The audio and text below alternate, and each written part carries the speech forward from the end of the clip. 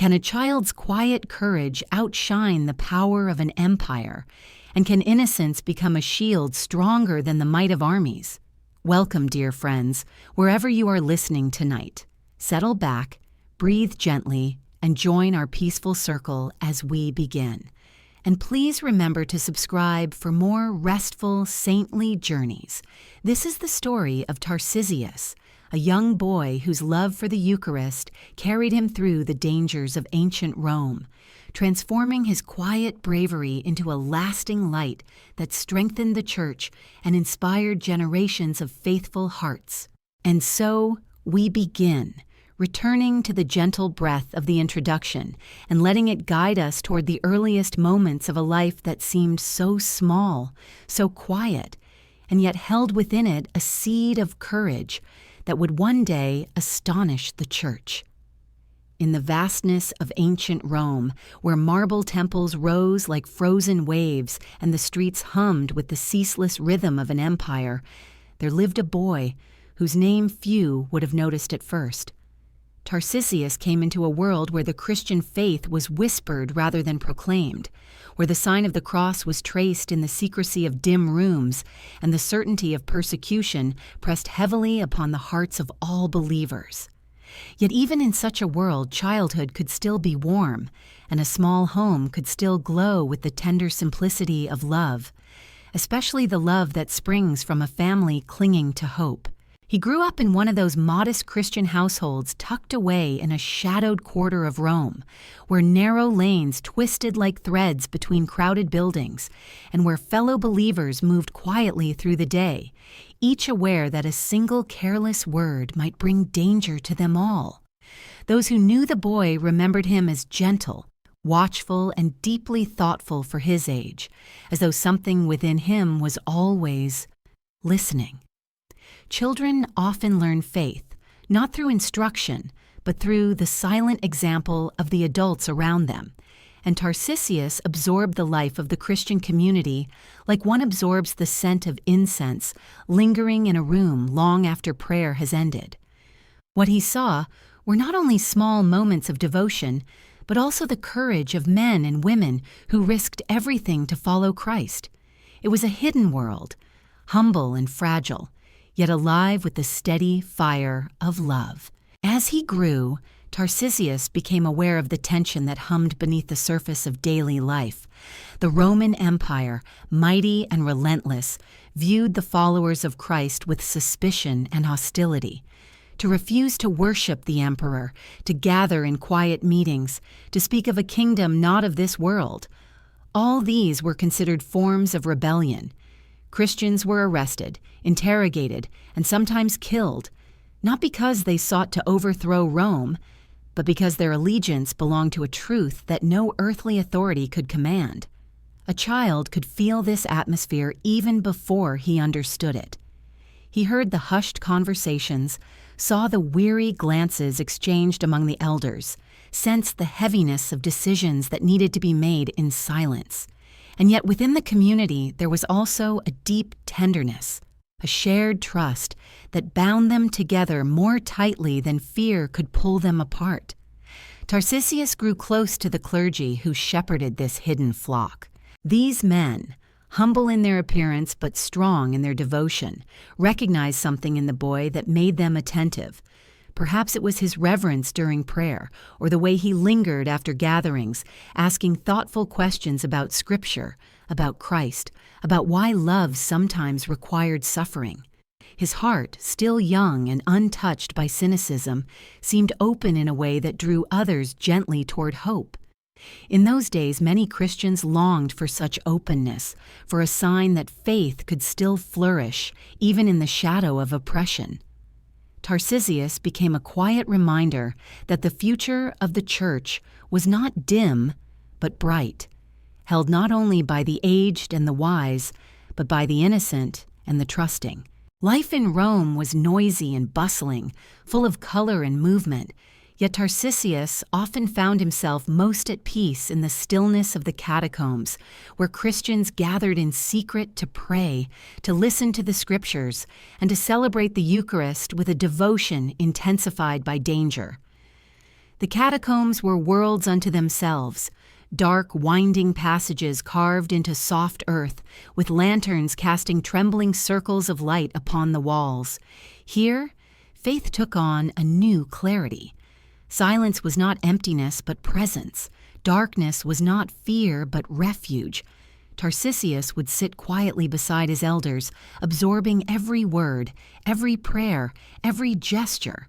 He watched the consecration with eyes wide, as though he understood even then that the Eucharist was the heart of their hope, the living sign of Christ's nearness in a time of turmoil. As the seasons passed, Tarcisius's devotion deepened. The older members of the community began to trust him with small tasks, carrying messages, bringing supplies, helping prepare the gathering places. He accepted these responsibilities with a seriousness that touched the hearts of those around him.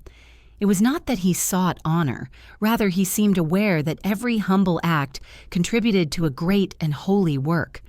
There was something profoundly moving about seeing a child embrace service with such quiet sincerity, especially in a world that demanded so much strength from every believer.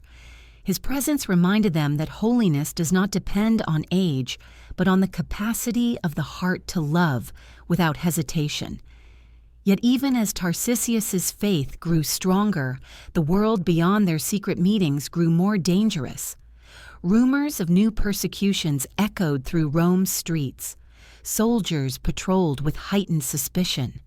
Officials kept a careful watch on neighborhoods known to harbor Christians.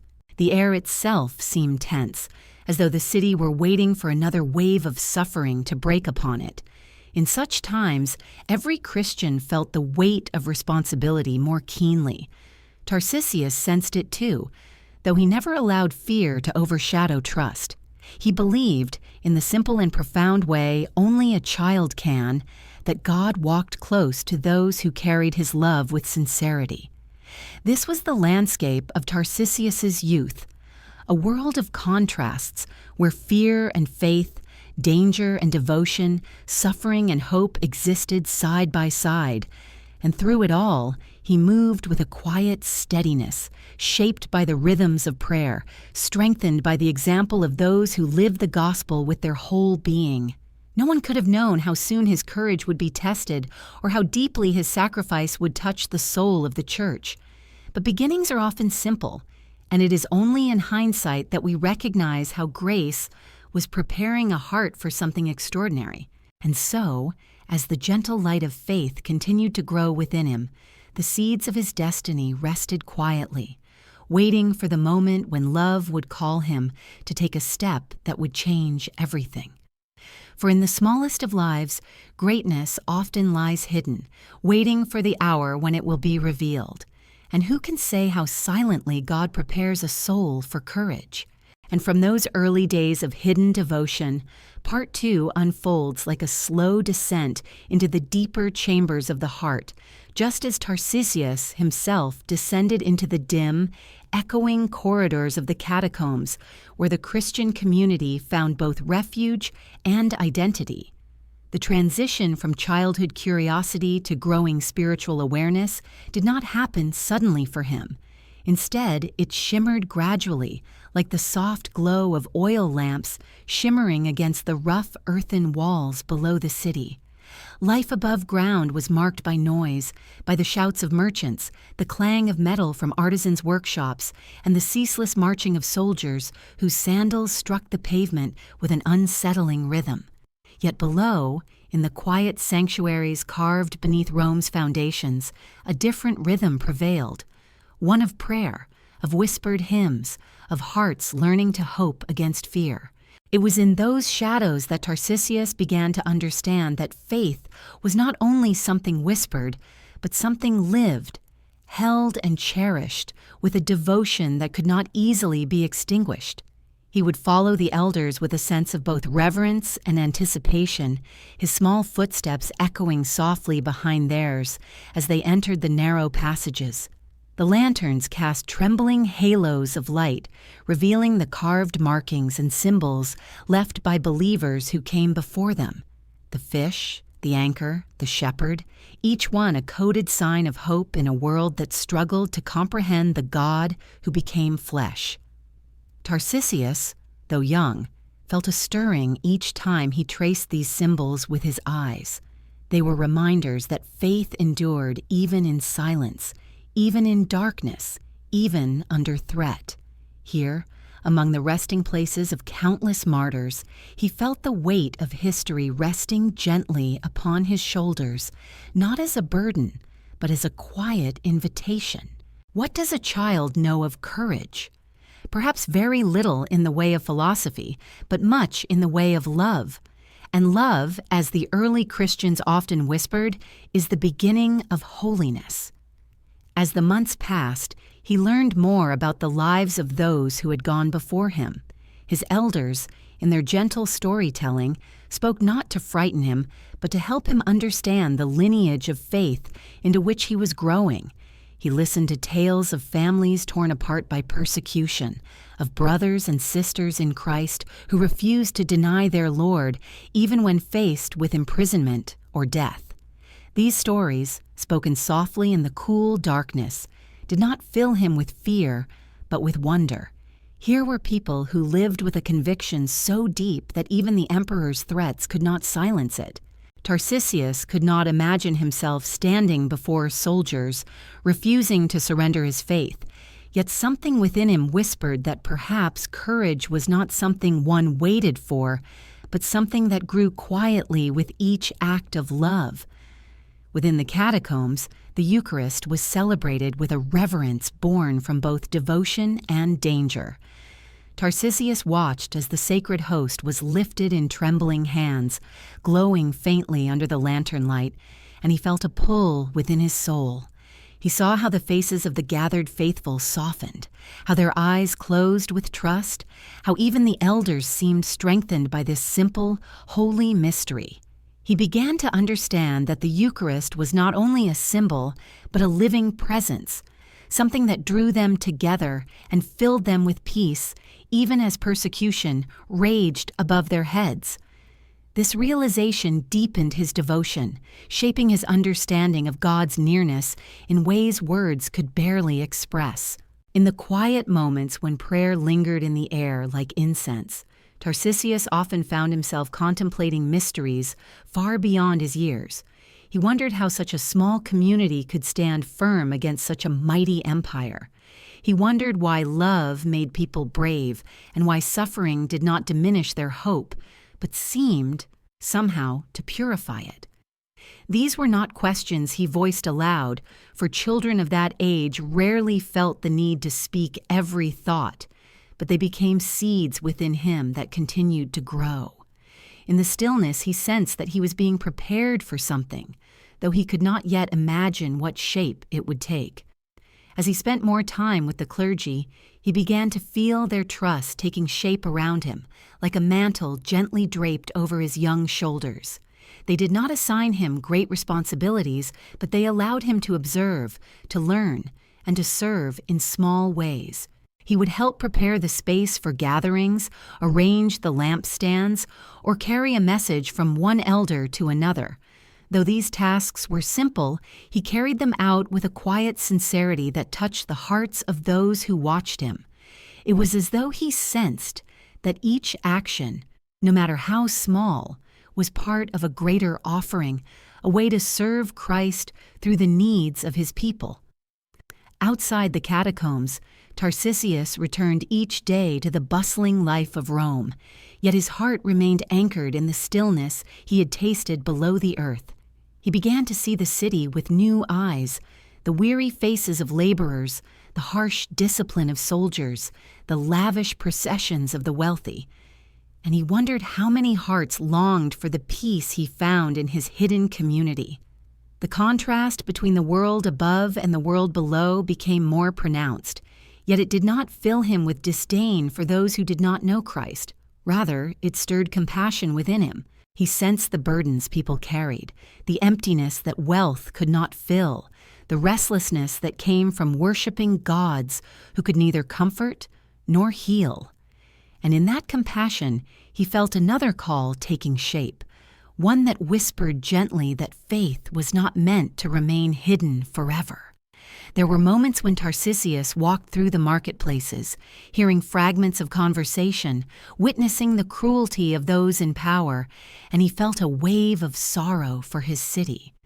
Rome, the center of the world, seemed so mighty, yet he sensed its vulnerability.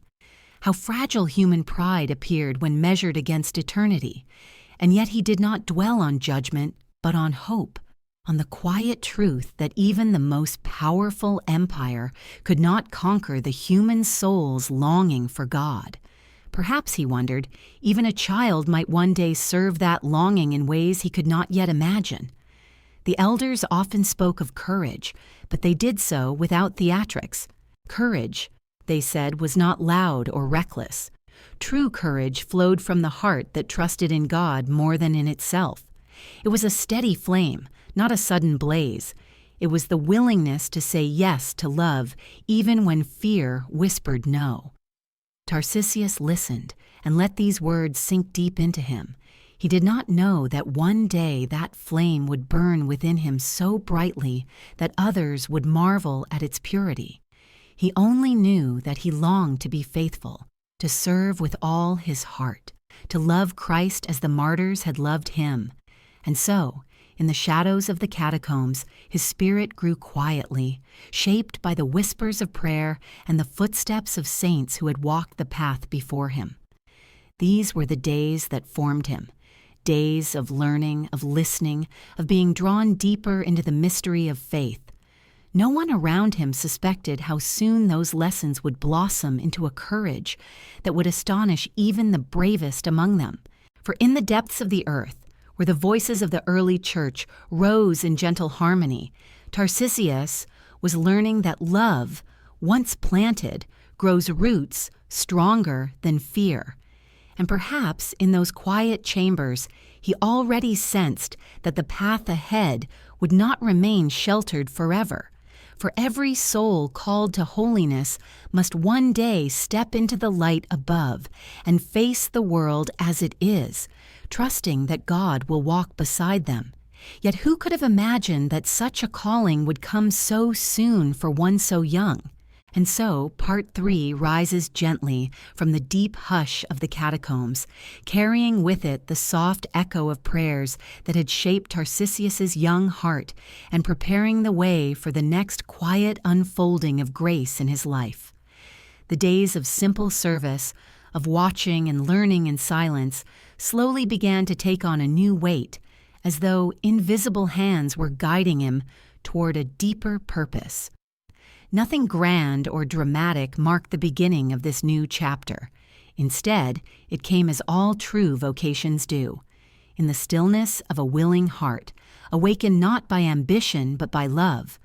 For in those early Christian gatherings, where every whispered prayer carried the risk of persecution, a child's readiness to serve was not overlooked, but treasured as a sign of God's gentle movements among his people.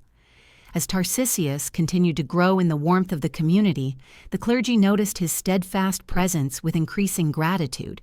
They saw how he lingered near the altar after each gathering, not out of restlessness but reverence, how he handled even the smallest tasks with care, as if aware that each one, however humble, contributed to the great mystery unfolding before him.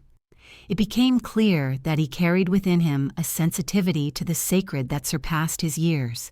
His eyes, bright with wonder, were fixed not on the world's noise, but on the quiet center of their faith, the Eucharist, the sign of Christ's living love given to them in the midst of danger. It was during one of these secret gatherings, beneath the earth, where lantern light flickered softly against the walls, that the elders began to consider entrusting him with roles usually reserved for older boys.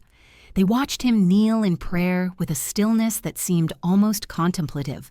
They observed how gently he assisted in arranging the vessels, how his small hands trembled not with fear but with awe when touching anything connected to the sacred mysteries.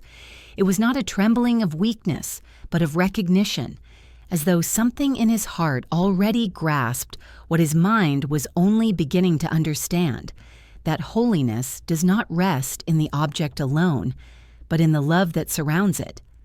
Gradually, they invited him to begin serving as an acolyte, a small but meaningful step that would shape the rest of his journey. He accepted the invitation with a quiet gratitude, feeling no pride but a deep sense of responsibility, as though he had been entrusted with a treasure that required careful tending. The tasks given to him were simple: holding the lamp, preparing the space, assisting with the smooth flow of the gathering. Yet each time he stepped forward, he felt something stir within him, as though each task drew him closer to the heart of Christ. The early Christians understood well that service formed the soul long before sacrifice was asked of it. They had lived through years of persecution and loss, and they cherished the small moments when they saw devotion blossom in the next generation. In Tarcisius, they saw a reflection of their own longing for God, a longing unclouded by fear or cynicism. His presence reminded them that faith could grow strong even in a child, perhaps especially in a child, because it was nourished by innocence, untainted by the world's bitterness. The path of service, however, was not merely a set of tasks, but a slow awakening to the sacredness of every moment. Tarcisius learned to listen more deeply, to sense the rhythms of prayer, to recognize unspoken needs. When he held the lamp, he tried to steady his hands so its trembling flame would not distract those who were praying. When he arranged the objects for the gathering, he did so with a quiet devotion, as if preparing a place for Christ himself to enter. These small gestures, unnoticed by most, carried within them a hidden strength, the strength of a heart learning to love through action. There were moments when he felt overwhelmed by the responsibility. Standing so close to the altar, watching the priests lift the host with reverence, he sometimes wondered if he was worthy to serve at all. Yet each time such doubts arose, he found comfort in the gentle reassurance of the elders, who reminded him that God does not call the worthy, but makes worthy those he calls. Their words settled in his soul like seeds, taking root in the fertile soil of his humility. Outside the catacombs, life continued with its usual clamor, yet Tarcisius carried with him the quiet glow of service wherever he went. He felt the weight of the sacred tasks entrusted to him, but not as a burden. Instead, it deepened his awareness of God's presence in the everyday world, in the dusty streets where children played, in the crowded markets where merchants shouted their prices, in the narrow alleys where weary laborers rested after long days. He began to see the sacredness in faces worn by hardship, in gestures of kindness exchanged in passing, in the simple humanity of those who lived unaware of the quiet flame burning beneath Rome's surface. Yet as his inner life expanded, the dangers facing the Christian community seemed to grow as well. Rumors of fresh arrests drifted through the streets. Soldiers, once indifferent, now appeared more vigilant. The tension between the empire and the followers of Christ tightened, creating a sense of urgency among the elders. They knew they needed helpers who could move quietly, reliably, and without drawing suspicion. And though they had never imagined that a child might one day bear such responsibility, they began to sense that God was shaping Tarcisius for a purpose they did not yet fully understand. Still, they were cautious. They did not want to expose him to unnecessary danger. His role as an acolyte was already a step into a world where sacrifice was always possible. Yet the grace within him seemed to grow with each small act of service, and the elders prayed for guidance, unsure how far they should allow his path to extend. A child's heart is delicate, yet sometimes it is precisely this delicacy that reveals the deepest strength. As Tarcisius served, he became increasingly aware of the sacredness of what he was helping to unfold. He watched the faces of the faithful soften in quiet adoration, watched tears trace paths down cheeks lined by age and suffering, watched hope kindle in eyes that had known loss and fear. In those moments, he felt himself part of something far greater than the daily struggles of life in Rome. He felt connected to a mystery that reached beyond time, beyond empires, beyond the narrow walls of the catacombs. Service, he began to realize, was not simply doing what needed to be done. Service was love made visible. It was the willingness to place oneself at the feet of Christ, offering not great deeds but simple faithfulness. And with each passing day, he felt that faithfulness deepen within him, shaping him quietly, preparing him for something he could not yet name. These days of service, gentle and unassuming, were the quiet forging of his spirit. No one around him understood that they were witnessing the slow unfolding of a martyr's heart. For martyrdom does not begin in the moment of crisis. It begins long before, in the simple, hidden decisions to love without counting the cost. And so, as Tarcisius continued to carry out his tasks with humility, the foundations of his courage were laid deep. The elders saw it, the community sensed it, and though none could foresee just how soon love would ask him for the ultimate offering, they knew that something holy was taking shape. For in every saint's life, there comes a moment when the quiet steps of childhood lead directly into the path that God has prepared. And perhaps, even then, Tarcisius was already walking toward that path, guided by a light he could not yet see but deeply trusted. And from those early days of humble service, Part 4 continues as though the soft light of the catacombs had followed Tarcisius into every corner of his growing soul, deepening his awareness of the sacred mysteries that shaped the Christian life. What he had once approached with childlike wonder now began to impress itself upon him with a quiet, unmistakable gravity. The more he served, the more he sensed the profound weight of the holy things he touched. Not physical weight, for the vessels were light and the gestures simple, but a spiritual enormity that seemed to rest gently on his young shoulders.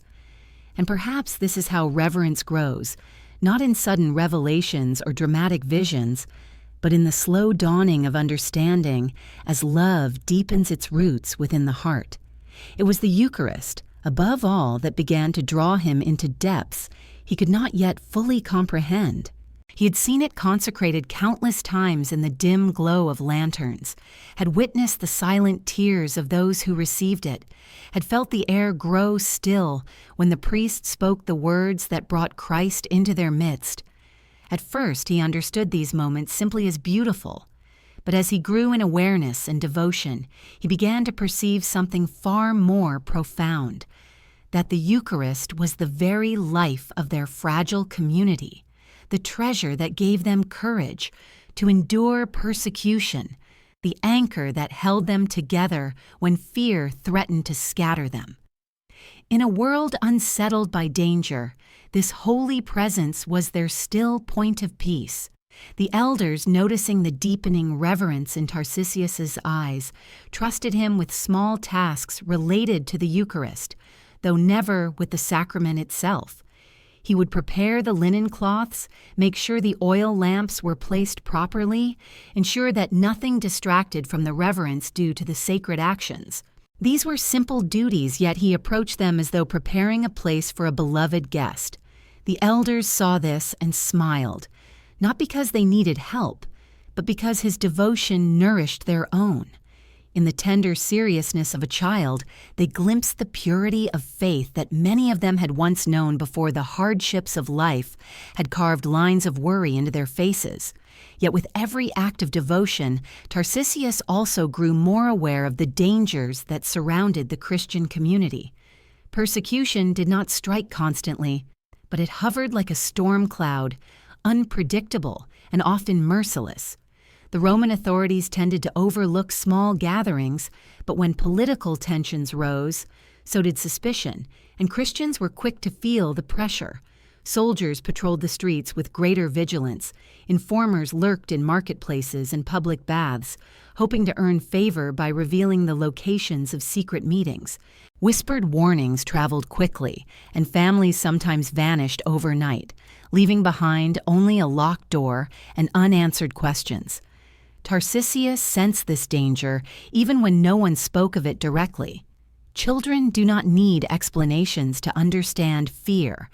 They feel it in the change of voices, the tightening of smiles, the hurried glances exchanged between adults.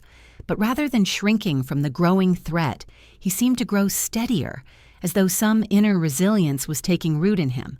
Perhaps it was because he had come to see the Eucharist not merely as a sacred ritual, but as the living heart of their faith, a presence worth protecting, a love worth carrying even through Rome's hostile streets. There were moments when he watched the priests prepare the Eucharist for those who could not come to the gatherings. The imprisoned, the sick, the dying. The hosts were placed into small vessels and entrusted to men who would slip through the city in the early hours of the morning, hoping to avoid detection. Tarcisius would watch them depart with a mixture of admiration and longing, though he kept this longing hidden within himself. He did not envy their danger. Rather, he felt drawn toward the idea that someone so small, so unseen by the world, could help carry Christ to those who needed him most. The thought stirred him, though he did not yet dare to imagine himself in such a role. As he grew, so too did his sense of responsibility. He became increasingly aware that the holy mysteries were not simply objects or rituals, but living realities. The weight of holy things was real, not measured in the hands, but in the heart. Each time he lifted a lamp or folded a linen cloth, he felt that he was touching a truth that required the deepest reverence. And with that reverence came a sense of protectiveness, a desire to safeguard the sacred from anything that might defile or dishonor it. This protectiveness did not spring from pride, but from love, from the recognition that God had entrusted His presence to His people in a form so small, so humble, that even a child could cradle it, and perhaps in the end, a child could also defend it. Outside the safety of the catacombs, the contrast was sharp. Rome was full of gods and altars, of public ceremonies, of sacrifices offered to secure favor with deities who neither spoke nor listened. To Tarcisius, these rituals seemed empty compared to the quiet, trembling reverence of the Eucharist. He saw men bowing before statues of marble and bronze, saw crowds cheering during festivals in honor of Jupiter or Mars, saw incense rising in temples where prayers felt hollow. And though he did not judge those who participated, for children are slow to condemn, he sensed the spiritual emptiness that lingered beneath the grandeur. The gods of Rome demanded loyalty but gave no comfort. The emperor demanded worship but offered no peace. In the face of such emptiness, the living presence of Christ shone all the more brightly. It was around this time that Tarcisius began to ask deeper questions, not in a way that troubled the elders, but in a way that revealed the maturing of his soul. He asked why God chose such simple forms, bread and wine, to carry His presence. He wondered why Christ entered the world in vulnerability, why He allowed Himself to be broken for love. These were not the anxious questions of doubt, but the contemplative stirrings of a heart awakening to mystery. The elders did not always have precise answers, but they welcomed his curiosity, guiding him gently toward the understanding that faith is not a puzzle to be solved, but a relationship to be lived. His devotion did not go unnoticed among the other children of the community. Some admired him quietly, sensing the depth of his faith. Others did not fully understand him, but felt drawn to his peace. He was not a leader in the way some children are, loud, bold, commanding. Instead, he led by presence, by the serenity that seemed to accompany him wherever he went. And though he was still very young, there were moments when adults, weary from fear or sorrow, found comfort in his quiet smile. But even as Tarcisius grew stronger in faith, the threat outside their hidden gatherings seemed to thicken. Stories spread of Christians arrested for carrying small vessels or for refusing to offer incense to the emperor. Homes were searched without warning. Confiscated scriptures were burned in public squares.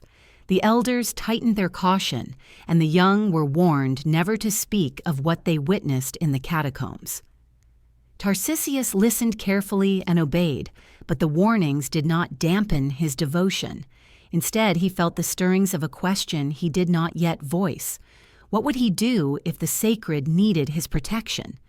Perhaps it was this unspoken question, lingering gently in his heart, that prepared him for the moment when a task far greater than any he had known would soon be placed before him. For love, once awakened, seeks expression, and God, who sees into the quietest corners of the human soul, was already shaping his path with a tender, deliberate hand. And so the weight of holy things began to rest more fully upon him, not as a burden, but as a calling that would, in time, ask everything of him. Yet for now, these were still days of preparation, days in which grace worked in silence, shaping a child into a vessel of courage, and how quietly God prepares those he intends to send into his service. And as the weight of holy things deepened its quiet presence in his heart, Part 5 opens like a slow and careful stepping upward from the hidden corridors beneath Rome, carrying Tarcisius back into the sunlight of the city's busy streets, where faith was lived not in whispered prayers alone, but in the courage it took simply to walk as a Christian. For though he cherished the stillness of the catacombs, he could not remain there. No believer could. The life of the early church was not confined to its sacred hiding places. It pulsed through the alleys, workshops, marketplaces, and humble homes scattered across the sprawling empire. And it was in these everyday spaces, far from the protective hush of the underground chapels, that Tarcisius began to see more clearly the risks woven into the life of anyone who carried Christ in their heart. Rome was a world of contrasts, bustling and magnificent, yet filled with tensions that hummed beneath its polished surface. As Tarcisius moved through the city's public spaces, he did so with the cautious awareness that all Christians were taught from a young age. There were soldiers stationed at nearly every corner, their armor glinting harshly beneath the sun. There were magistrates who passed by in decorated litters, attended by slaves and advisors. There were crowds rushing to baths, to games, to temples, to errands. And yet, hidden among them were also the brothers and sisters of his faith. Bakers, merchants, midwives, laborers, slaves, widows, all moving about their tasks with the quiet grace of those who carried a secret hope. Tarcisius walked through these streets with a growing sense of responsibility, acutely aware that the path he took each day was the same one many believers walked while carrying messages, supplies, or even the Eucharist itself to imprisoned Christians. He knew the routes that offered the most cover, the alleys where one might slip unnoticed, the courtyards where the faithful gathered briefly before scattering into the city. The older men who journeyed to the prisons taught him to look for signs of danger, the sudden appearance of unfamiliar guards, groups of youths who taunted strangers, the uneasy hush that sometimes spread before an arrest. Tarcisius listened attentively, his eyes widening each time he realized how much care was required just to live the Christian life. Yet despite the ever-present danger, Rome also held a certain beauty for him. He would pause at fountains carved with ancient images, watching the water sparkle as it flowed over worn stone. He noticed the way sunlight filtered through the arches of aqueducts, casting long shadows across the paving stones. He heard the distant rumble of carts and the murmurs of families gathered around street vendors. Life flourished around him, vibrant and loud, and he sometimes wondered how so many could move through such beauty without sensing the deeper truth that sustained those who followed Christ. He did not judge them. Children rarely judge. but he felt a quiet sorrow that so many lived unaware of the peace and hope he found in the Eucharist. The secret pathways used by Christians fascinated him, not because they were hidden, but because they represented the unity of a people bound together in faith. There were 3 common routes from the catacombs to the prison district, each carefully chosen to avoid the busiest parts of the city. One path wound behind the workshops of potters and metalworkers, where the noise of hammers could mask quiet footsteps. Another passed through a network of small courtyards, shaded by fig trees and lined with modest homes. The third followed the curve of an old aqueduct, offering concealment beneath its massive arches. These paths were not marked on any map, yet every Christian knew of them, and Tarcisius began to memorize their twists and turns, as though learning a sacred pattern. He watched the men who carried the Eucharist to the prisoners. They moved with purposeful calm, disguising their concern beneath ordinary gestures, but he could see the tension in their eyes. He saw how they pressed their cloaks close to their bodies to hide the small vessels entrusted to them. He observed the way they scanned their surroundings, careful not to attract attention. Yet beneath the caution, he also saw a quiet joy, the joy of knowing they carried Christ to those who hungered for his presence. That joy left a deep impression on him. It was not loud or triumphant.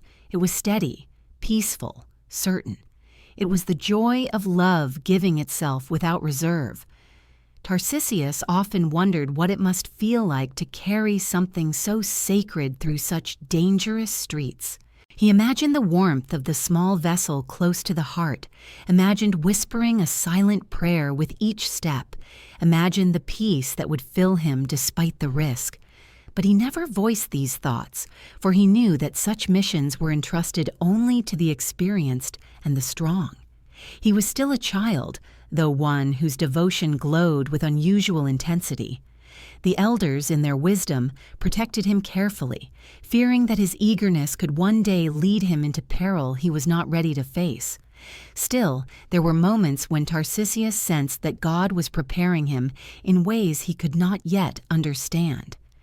As he walked through the crowded streets, listening to the echo of his footsteps between tall buildings, he felt a quiet stirring within him. Not pride, not ambition, but a steady, growing readiness. He could not explain it.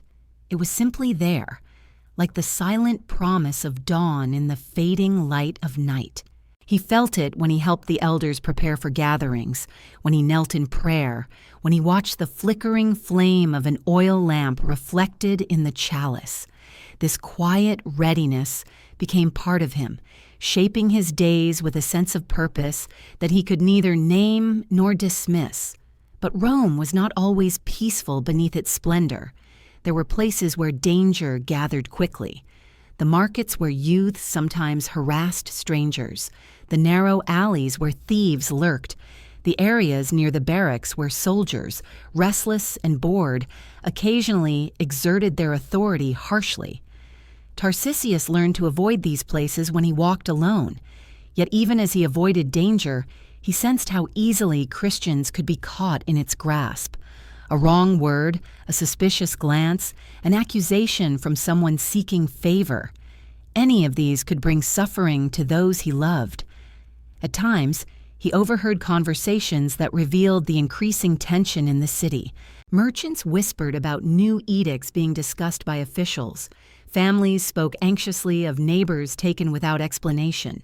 Even the laughter of children sometimes carried a nervous edge, as though they sensed their parents' fear. Tarcisius listened quietly, absorbing these moments, feeling the gravity of the world pressing more firmly around him. Through all this, the sacredness of the Eucharist grew ever more precious to him. He could not help but feel protective of it in a way that surprised even himself. Though he was too young to fully understand the depth of this impulse, he sensed that the holy presence deserved every ounce of devotion he could offer. It was not a responsibility he sought, but one he felt drawn toward with peaceful acceptance. And in a way only a child's heart can understand, he felt that he belonged to this sacred mystery, and that someday, in some way, he might be asked to defend it. He didn't know when. He didn't know how. But the quiet readiness continued to grow, carried with him through every street and every shadow, and perhaps on those long walks beside the aqueduct or through the shaded courtyards, he already sensed that love sometimes asks the smallest of hearts to carry the greatest of treasures. And from the winding streets of Rome, where danger and daily life intertwined so seamlessly, Part 6 emerges with a soft, solemn shift, drawing Tarcisius closer to the hidden heart of Christian suffering, the imprisoned believers whose quiet endurance became for him a living testament of faith. These were men and women who had once walked the same dusty pathways he now traveled, who had prayed beside him in the catacombs or worked in the markets not far from his home. Yet now they were kept behind locked doors, awaiting uncertain fates in prison chambers where the air was thick with dampness and fear. They were not criminals by any true measure, but souls whose only crime was their refusal to deny Christ. For Tarcisius, the thought of them stirred something deep within him, something tender and sorrowful, as though he could feel their isolation pressing against his own young heart. He had never entered the prisons, of course. Such a task was entrusted only to adults who moved with careful discretion. Yet he sometimes accompanied the men who carried food, blankets, or small scrolls of scripture to the outskirts of the prison district. He would stand at a distance while they exchanged hushed words with guards or quietly passed their modest offerings to those permitted to receive them. Even from afar, Tarcisius could see the bleakness of those stone buildings, their narrow windows barred with iron, their entrances flanked by soldiers whose expressions betrayed neither sympathy nor cruelty, only the stern indifference of duty. To the young boy, the prison seemed like hollow shells where hope might easily die unless it was nourished by love. He listened carefully whenever the elders spoke of the faithful held within those cold walls. They spoke of fathers separated from their families, of mothers taken from their homes, of young men arrested simply for refusing to offer incense to the emperor. And for each prisoner, there was someone in the community who waited, prayed, or sought ways to send encouragement. Tarcisius absorbed these stories with a quiet intensity. He imagined the prisoners kneeling in darkness, whispering the prayers they could no longer speak aloud in community. He imagined them longing for the Eucharist with a hunger deeper than any physical need. They were the ones who carried the heaviest burden of persecution, and yet many remained steadfast, filled with a peace that confounded even their guards. It was in these reflections that Tarcisius's compassion deepened into something more profound, a desire not only to admire their courage, but to somehow share in their hardship. For though he was still young, he understood that faith was not meant to be sheltered from suffering, but rather to shine within it. He sensed that the imprisoned Christians were living icons of the gospel's promise, bearing witness in silence and endurance, and he felt drawn to them, as though their suffering called to something inside him that he had not yet named. In their steadfastness, he saw a reflection of Christ's own sacrifice, and he longed to bring them the consolation of his presence. The elders began to speak more openly around him, trusting his maturity and devotion. They discussed the challenges of delivering the Eucharist to the imprisoned, how the small vessels had to be concealed beneath cloaks, how carefully they planned each route, how silently they prayed for the safety of those making the journey. Tarcisius listened with widening awareness, realizing that this mission was not simply a duty, but an act of profound love. In those moments, he began to grasp the true meaning of sacrifice. That love, when it becomes willing to risk itself for another, becomes transformed into something luminous. Sometimes, when the elders returned from the prison district, their faces were marked by both weariness and hope. They shared news quietly, speaking of a sick prisoner who had regained peace after receiving the Eucharist, or of one who faced impending judgment with unwavering trust. These reports touched the community deeply, reminding them that even in darkness, grace was at work in hidden ways. For Tarcisius, these stories were like seeds falling into the soil of his imagination, growing silently into a longing to serve in whatever way God might one day ask. There were also stories of suffering too harsh for children to hear, but even these Tarcisius sensed in the solemn tones of the elders. He understood that some prisoners would never return, that their final breath would be given in witness to Christ. And though this knowledge could have filled him with fear, it instead nurtured a deeper compassion. He felt a tenderness for these unseen brothers and sisters, and he often prayed for them in the quiet of the night, asking God to surround them with comfort and courage. It was in these moments of prayer that his heart softened even further, shaped by a love he could not yet express in action. On certain days, when the city felt especially tense and rumors of new arrests spread through the markets, Tarcisius sensed the anxiety of those around him. He watched mothers clutch their children more tightly, watched elders walk with quicker steps, watched the faithful gather in smaller groups for fear of attracting attention.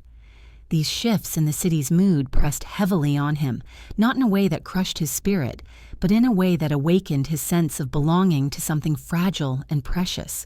He felt protective of the community, of the elders, of the prisoners, of the sacred mysteries they all cherished. And though he was too young to voice such feelings, they pulsed quietly within him, preparing him for what would come. There were moments when Tarcisius wondered what the prisoners thought as they waited in the cold silence of their cells. Did they recall the voices of their families? Did they remember the warmth of the gatherings in the catacombs? Did they imagine themselves once more receiving the Eucharist in peace? These questions stirred within him a longing to bring them comfort. He imagined slipping past the guards, carrying Christ close to his heart, whispering words of hope to those who waited in darkness. But such imaginings remained only thoughts, distant, impossible, and yet somehow persistent. The elders noticed the compassion growing in him, though they did not yet suspect the depth of it. They admired his devotion but remained cautious, knowing the cruelty of persecution all too well. They had seen young hearts crushed by fear, had witnessed families torn apart, had endured their own hidden scars, and so they protected Tarcisius with a quiet vigilance, shielding him from tasks that might place him in harm's way. Yet even their protection could not prevent the silent work of grace within him, for the Spirit was forming him gently, shaping his love through the example of those who suffered with unwavering faith. As Tarcisius continued to assist in the preparations for the gatherings, he often found himself thinking of the prisoners while watching the priest lift the host during consecration. He wondered how it must feel to long for this sacred nourishment with no certainty of when it might come. In those moments, he felt a stirring of empathy so deep it brought tears to his eyes, and though he wiped them away quickly, he did not hide from what they revealed, a heart aching to serve, aching to comfort, aching to bring Christ to those who needed him most. Perhaps the most tender seed planted in his heart came not from a dramatic moment, but from a quiet one. A day when an elder placed a hand gently on his shoulder after returning from the prisons and whispered, "They are waiting. Even in darkness, they are waiting." Tarcisius carried those words with him for days, repeating them silently as though they were a prayer. They became a refrain he could not forget, a call that echoed softly yet steadily within him. And though he did not yet know how he might one day respond, he sensed with a growing certainty that he would not ignore that call when it came. For love, once it awakens, cannot rest. It moves gently but persistently, seeking a way to give itself fully. And perhaps, in those quiet days, as he listened to the stories of the imprisoned faithful, Tarcisius was already walking toward the moment when his own love would be asked to take a courageous step, a step he would answer with a heart strengthened not by age or wisdom, but by simple, unwavering devotion. And from the quiet sorrow he felt for the imprisoned faithful, Part 7 unfolds with the gentle inevitability of a tide returning to shore, bringing Tarcisius to the moment when longing ripened into decision, and decision into a courage that surprised even those who knew him best. For every saint reaches a point when the slow, hidden work of grace becomes visible in a single choice, and though such a moment often arrives softly, it carries with it the weight of eternity. For Tarcisius, that moment began on a morning when the air in Rome felt unusually heavy, as though the city itself sensed a shift approaching. It was a day like many others, the kind of day that hides its importance beneath ordinary tasks. And yet something in the way the elders moved, in the way their voices carried, revealed that an unspoken burden weighed upon them. The Christians had gathered in the catacombs for prayer, their faces illuminated by the uncertain flicker of lanterns. Before the service began, the elders spoke quietly among themselves, exchanging anxious glances. Tarcisius sensed trouble the moment he saw them.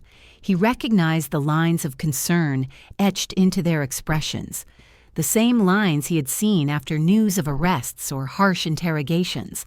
Their voices were hushed, strained, almost reluctant, as though the words they carried were as heavy as the mysteries they celebrated. He stood at a respectful distance, holding the small lamp assigned to him, but his heart leaned in, attentive to every gesture. He soon learned the cause of their concern. Several imprisoned Christians, faithful souls long denied the comfort of the Eucharist, had sent word through trusted channels that they were in desperate need of the sacred presence. Illness had spread among them, worsened by cold and confinement. One prisoner, a man beloved by the community, had expressed a final wish to receive the body of Christ before the end of his suffering. The elders knew they had to act quickly, for the dangers of carrying the Eucharist through Rome had multiplied in recent days. Patrols were more frequent, informers were more alert. The guards at the prison had grown suspicious of anyone lingering near the gates. To bring the Eucharist to the prisoners required not only devotion, but also cunning, caution, and a heart prepared to face the unexpected. The elders spoke of the need to choose someone for this mission, but their hesitation revealed how difficult that choice would be. They discussed names, men strong in faith, experienced in discretion. Yet even as they did, Tarcisius felt a warmth rising in his chest, a silent fire awakening with a clarity he had never experienced before. He listened as they considered who might move through the city unnoticed, who might pass without drawing suspicion, who might carry Christ with the steady resolve demanded by such a task. And without knowing how it happened, he found his own voice rising from the quiet depths of his being. "Let me go." The words left him softly, but they carried through the chamber like a clear bell, causing the elders to turn toward him with startled eyes. For a moment, the catacombs fell silent, the kind of silence that happens when something unexpected pierces the heart.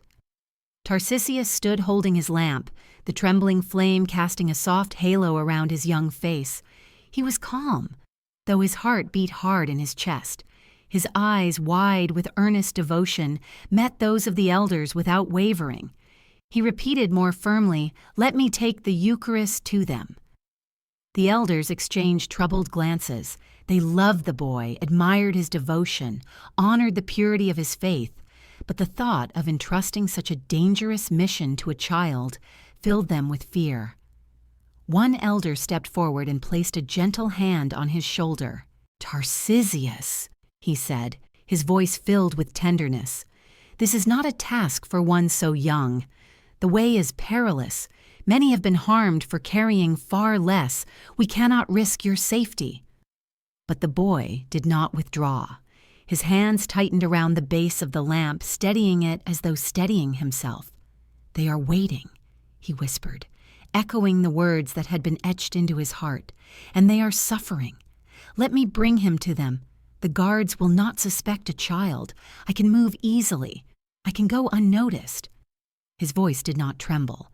It held the quiet conviction of someone whose heart was already surrendered. The elders were moved by his sincerity, yet their hesitation remained. They had seen courage before, but this was something pure and luminous, something that both humbled and unsettled them. They conferred again, voices low and weighted with responsibility.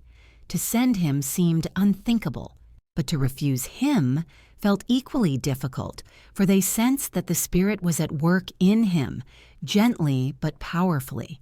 The priest who would prepare the Eucharist watched Tarcisius closely.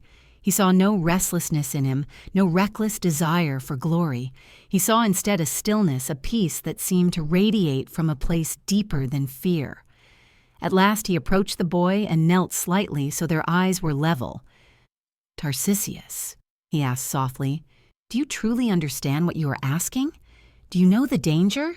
The guards will not show mercy, and if they discover what you carry—" His voice trailed off. Tarcisius felt his breath catch, but he did not look away. "I know," he said, "but I also know what the Eucharist means to them. I want to help. I want to serve. I am not afraid because he will be with me." And as he spoke those words, a warm stillness filled the space, as though grace itself had entered the chamber and rested gently upon them all. Silence followed, deep, reverent, trembling, the kind of silence in which decisions of great consequence are made. The priest looked into the boy's eyes, searching for any sign of hesitation, any trace of youthful impulse. But instead he found a courage both simple and profound, a courage he recognized as a gift not of human strength, but of God's quiet work in a willing heart. At last, with a slow and solemn nod, the priest rose. "If God has placed this desire within you," he said gently, "then we must trust that he will guide you." The elders, though still worried, bowed their heads in reluctant and reverent acceptance. Tarcisius felt neither triumph nor excitement, only a deep, peaceful clarity. He understood that he had stepped into something sacred, something that would ask everything of him. But his heart had already said yes long before his lips had spoken. Seen from the outside, it was a small moment, a child offering to help, a few elders weighing a difficult decision, a brief pause in the dimness of the catacombs. Yet in the unseen world, a great unfolding had begun. A quiet yes had been spoken that would echo across centuries. And so Tarcisius prepared for the mission, unaware of how deeply his choice would mark him, unaware of how soon his devotion would be tested, unaware that the road ahead, which he believed he could walk unnoticed, would instead become the road on which his faith would shine brighter than the fear that surrounded him. For in every saint's story there comes a moment when love moves from longing to action, and perhaps, even as he waited for the Eucharist to be placed in his care, Tarcisius sensed that he was stepping toward a destiny shaped not by his strength, but by the gentle certainty of grace. And from the quiet yes that rose from the depths of his heart, Part 8 unfolds like the slow unfurling of dawn over a sleeping landscape, revealing with gentle inevitability the moment when Tarcisius stepped out from the safety of the catacombs and into the open world carrying the greatest treasure the Church possessed. There was no ceremony to mark his departure, no chorus of voices to bless him, no triumphant cry to honor his courage. The mission was secret. The moment was hushed. And yet, in the stillness of that sacred hour, something eternal settled upon the boy's shoulders as lightly as a whisper, steadying him for the path ahead. The elders gathered around him in an intimacy born of love and fear, their expressions softened by concern, their gestures slow and reverent. They had accepted the call he felt, but their acceptance was laced with the awareness that they were sending a child into danger. Still, grace sometimes chooses what reason hesitates to trust. In the dim glow of lanterns, the priest prepared the Eucharist with a solemnity deeper than any Tarcisius had witnessed before. There was something tender, almost trembling in the priest's movements. He handled the sacred host with a care that made the silence around them feel alive, as though heaven bent a little closer to witness the offering. When he placed the small vessel into Tarcisius's hands, he did so with a pause, letting the weight, spiritual more than physical, settle fully. The boy held it close to his chest, feeling an almost imperceptible warmth radiate through the vessel's delicate cover. The priest then rested his hand atop the boy's, whispering words that would echo in Tarcisius's heart long after this moment had passed. "Guard him with your life, Tarcisius, for he will guard your soul." Those words did not frighten him. Instead, they filled him with a steadiness he could not attribute to himself. He nodded quietly, not out of bravery, but out of love, a love that had grown within him for months, deepening each time he witnessed the Eucharist lifted in prayer, each time he saw the faithful strengthened by that sacred presence, each time he imagined the imprisoned longing for this gift. If a child's heart is capable of carrying immense devotion, Tarcisius's heart carried it now like a hidden fire, warming him against the cold uncertainties awaiting him beyond the catacomb walls. As he prepared to leave, the elders gathered around him in a circle. Their hands did not touch him. Such gestures risked drawing emotional distress that might weaken his resolve. But their presence enveloped him in a silent blessing. Tarcisius bowed his head for a moment, not in fear but in gratitude for the community that had formed him so gently. He recognized that these people, so often weary and burdened, were the ones who had nurtured his faith through their own quiet sacrifices. Their trust in him, though born of hesitation, strengthened his resolve. When he looked up again, his eyes shone with a calm that surprised even the elders, as though he were already leaning into the mission with a peace not fully his own. Then came the moment to depart. The small entrance passage leading to the surface felt narrower than usual, the air cooler. Tarcisius walked slowly behind one of the elders who would accompany him only part way, guiding him to a point where the boy would continue alone. With each step, the muffled sounds of Rome grew clearer, distant voices, the clatter of wheels, the faint call of vendors preparing their wares. Life above ground was already unfolding, unaware of the sacred burden the child carried. The elder stopped near the last bend in the passageway, touching Tarcisius's shoulder lightly. "From here, you go alone," he said softly. "Walk with care. Trust in the Lord, and remember, he goes before you." Tarcisius nodded once more, then took his first step into the daylight. The sun, still low in the sky, cast long morning shadows across the stone path. He blinked against the brightness, adjusting slowly after the dim interior of the catacombs. For a moment he simply stood there, breathing in the cool air, feeling the warmth of the vessel against his chest. He wrapped it securely within his tunic, pressing it close to his heart. It felt sheltered there, hidden yet profoundly present. The sensation filled him with a quiet courage, a sense that he carried not only the Eucharist, but the hope of those waiting behind prison walls. As he began to walk, the city greeted him with its usual symphony. The rumble of carts, the shouts of merchants preparing for the day, the clinking of metal from nearby workshops. Everything seemed strangely vivid to him. He noticed the way sunlight danced across the rooftops, how dust floated gently in the beams, how the voices around him blended into a tapestry of life. Each step felt deliberate, almost ceremonial, though to any passerby he appeared simply as a young boy, moving through the streets with unhurried purpose. This was his advantage. Children rarely attracted suspicion. They moved freely where adults might be questioned. Tarcisius leaned into that simplicity, letting it cloak him like a second skin. Yet beneath the ordinary sounds of the city, he sensed an undercurrent of danger. He was hyper-aware of the soldiers stationed near crossroads, their armor glinting sharply in the sun. He noticed the stern expressions of officials who patrolled the streets with watchful eyes. He heard clusters of youths laughing and talking loudly in alleyways, groups known sometimes to bully or harass those who looked different or out of place. Each potential threat registered in his mind, but he did not let fear take root. Instead, he focused on his mission, holding fast to the quiet presence of the Eucharist resting against his heart. He whispered prayers silently, letting each word anchor him, for strength, for protection, for the prisoners awaiting him with aching anticipation.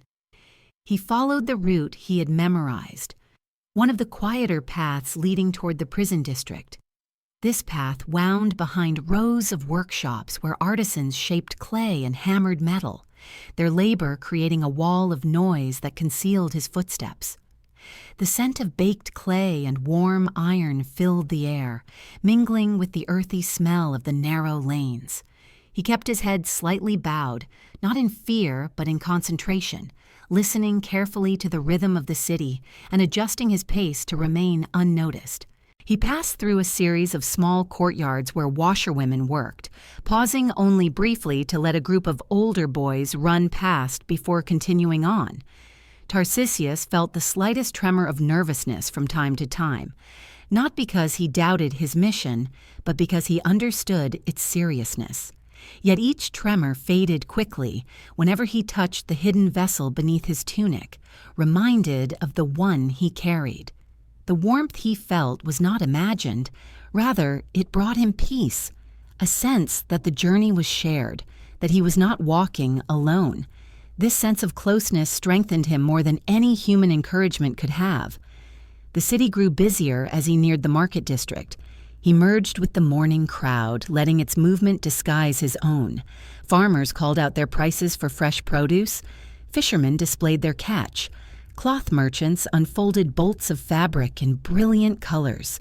In this bustling environment, Tarcisius moved like a small current in a great river, steady, unobtrusive, purposeful.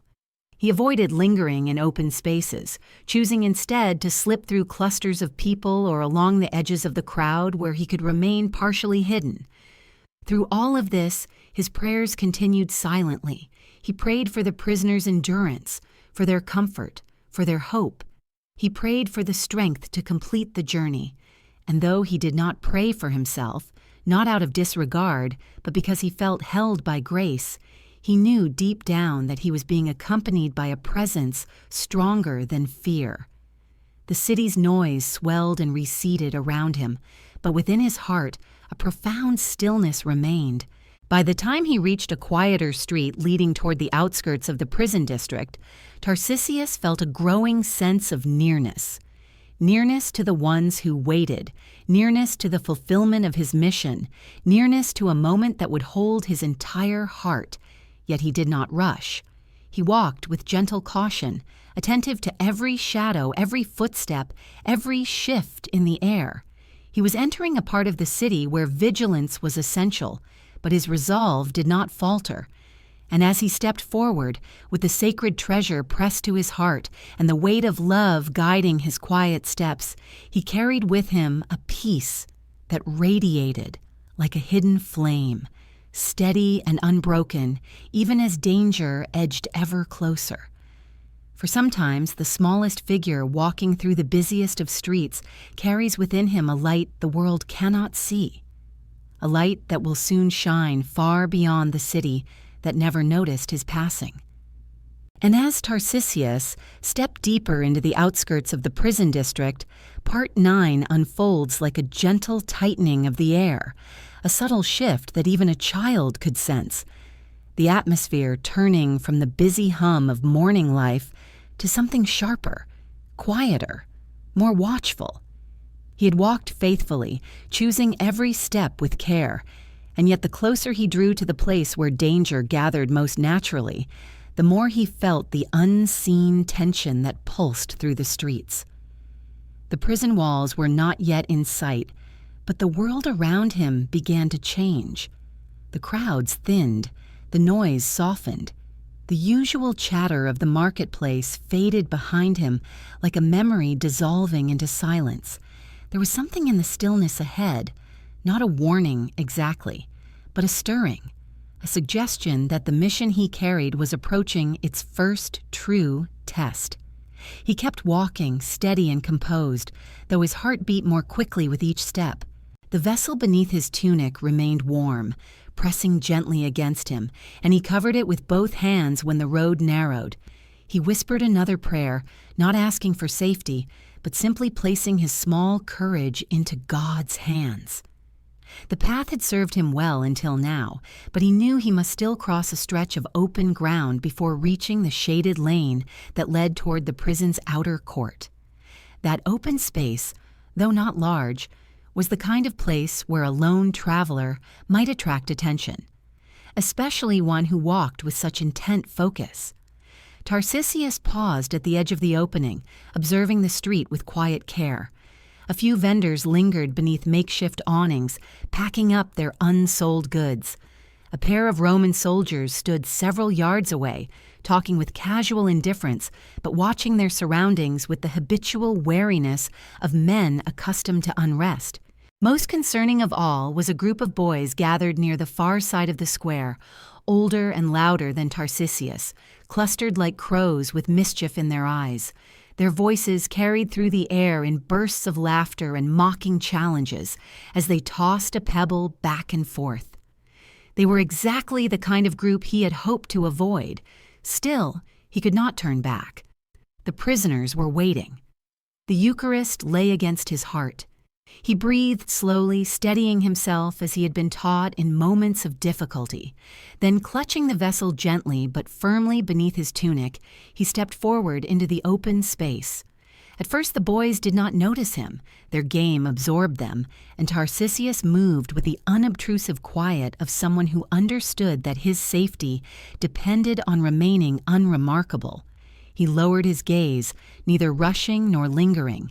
If not for the weight he carried, if he had been only a child on a simple errand, he might have passed unnoticed.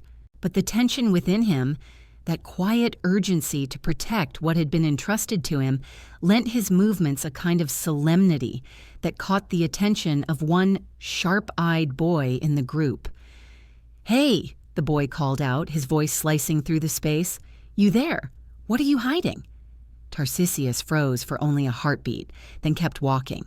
He did not look up. He hoped they would dismiss him, turn back to their game, lose interest.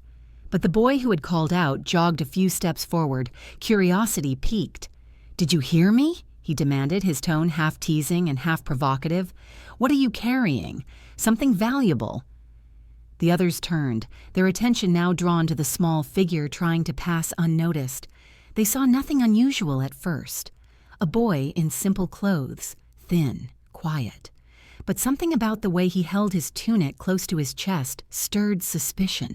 Children can sense vulnerability the way dogs sense fear, and though Tarcisius stood straight, the careful protectiveness of his hands suggested he guarded something important. Tarcisius's heart thudded in his chest. He whispered silently for the strength to remain calm. Panic, he knew, would only worsen his situation. He chose instead to continue walking at the same measured pace, neither fast enough to seem afraid nor slow enough to appear challenged. But the boys followed, curiosity sharpening into something more aggressive. "What's he got?" one muttered. "Maybe food, maybe coins." Another added, "Or maybe he's carrying something secret." They formed a loose semicircle around him, not yet blocking his path entirely, but close enough that escape would require either speed or cunning.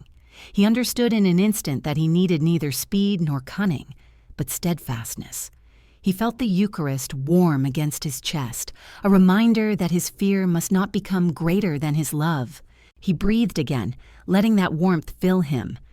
But the boys were closing in. One reached out suddenly as though to grab his tunic.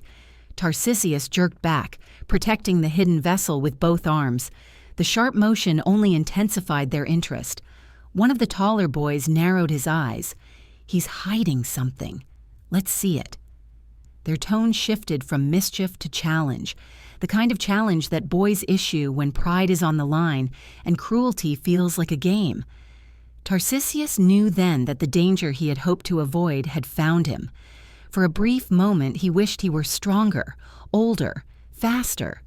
But then he quieted himself again. He was not alone. He was carrying Christ, and Christ would not abandon him. He whispered a prayer too softly for anyone to hear. "Lord, help me protect you." The boys closed in more tightly now. One grabbed his arm, another reached for the front of his tunic. Tarcisius twisted away, clutching the vessel with both hands beneath the fabric. He did not strike, did not shout, did not run. He simply held firm, his entire small body shaped around protecting the sacred presence. But his refusal to yield only fueled their aggression. "What's he hiding? He won't let go. Check his clothes." A mixture of frustration and curiosity passed through the group. They moved from playing to prying, from mischief to menace. A few looked toward the soldiers in the distance, but the guards did not intervene. Children squabbling did not concern them. And Tarcisius, though frightened, did not show fear in any outward way that might summon help. Instead, he looked like any child resisting a shove, nothing more. Still, danger tightened around him like a noose. The boys pressed closer. One shoved him. Another tried to grab at the bundle under his tunic. Tarcisius stood his ground, protecting the Eucharist with a resolve far greater than his size. His silence angered them further. "What are you hiding?" they demanded. "Show us!" He shook his head, breath quickening, but his arms remained immovable. He whispered again, "Not for you, not for anyone but him." His refusal fueled their suspicion. "Maybe he's a messenger," one boy muttered. "Maybe he's a Christian." The word Christian was not spoken with reverence but with mockery, the kind of mockery learned from adults who despised what they did not understand. A few others echoed the insult, emboldened by the idea that they might expose something forbidden. The noise around him seemed to fade. Tarcisius could feel his heartbeat, feel the warmth of the vessel, feel the stillness that only deep devotion can summon. Yet even as peace filled him inwardly, he sensed the danger around him gathering like a storm. The boys pushed him again. One reached for his tunic with more force. Tarcisius twisted away, clutching the Eucharist so tightly that his knuckles whitened. He whispered to himself, barely breathing the words, "Lord, let me be faithful." The boys didn't hear him. They only saw the bundle, saw the secrecy, saw the resistance, and suspicion sharpened into hostility. For sometimes, danger first reveals itself not in the blow of an enemy's fist, but in the moment when curiosity turns into suspicion, and suspicion into something far more threatening. And so, with the Eucharist pressed to his heart and the shadows of misunderstanding gathering around him, Tarcisius found himself standing on the threshold of a moment that would test not only his resolve, but the very love that had led him into the open streets of Rome. And from that tightening circle of suspicion gathering around him like an unseen storm, Part 10 begins with a quiet inevitability, as though the very air around Tarcisius held its breath in anticipation of what was about to unfold.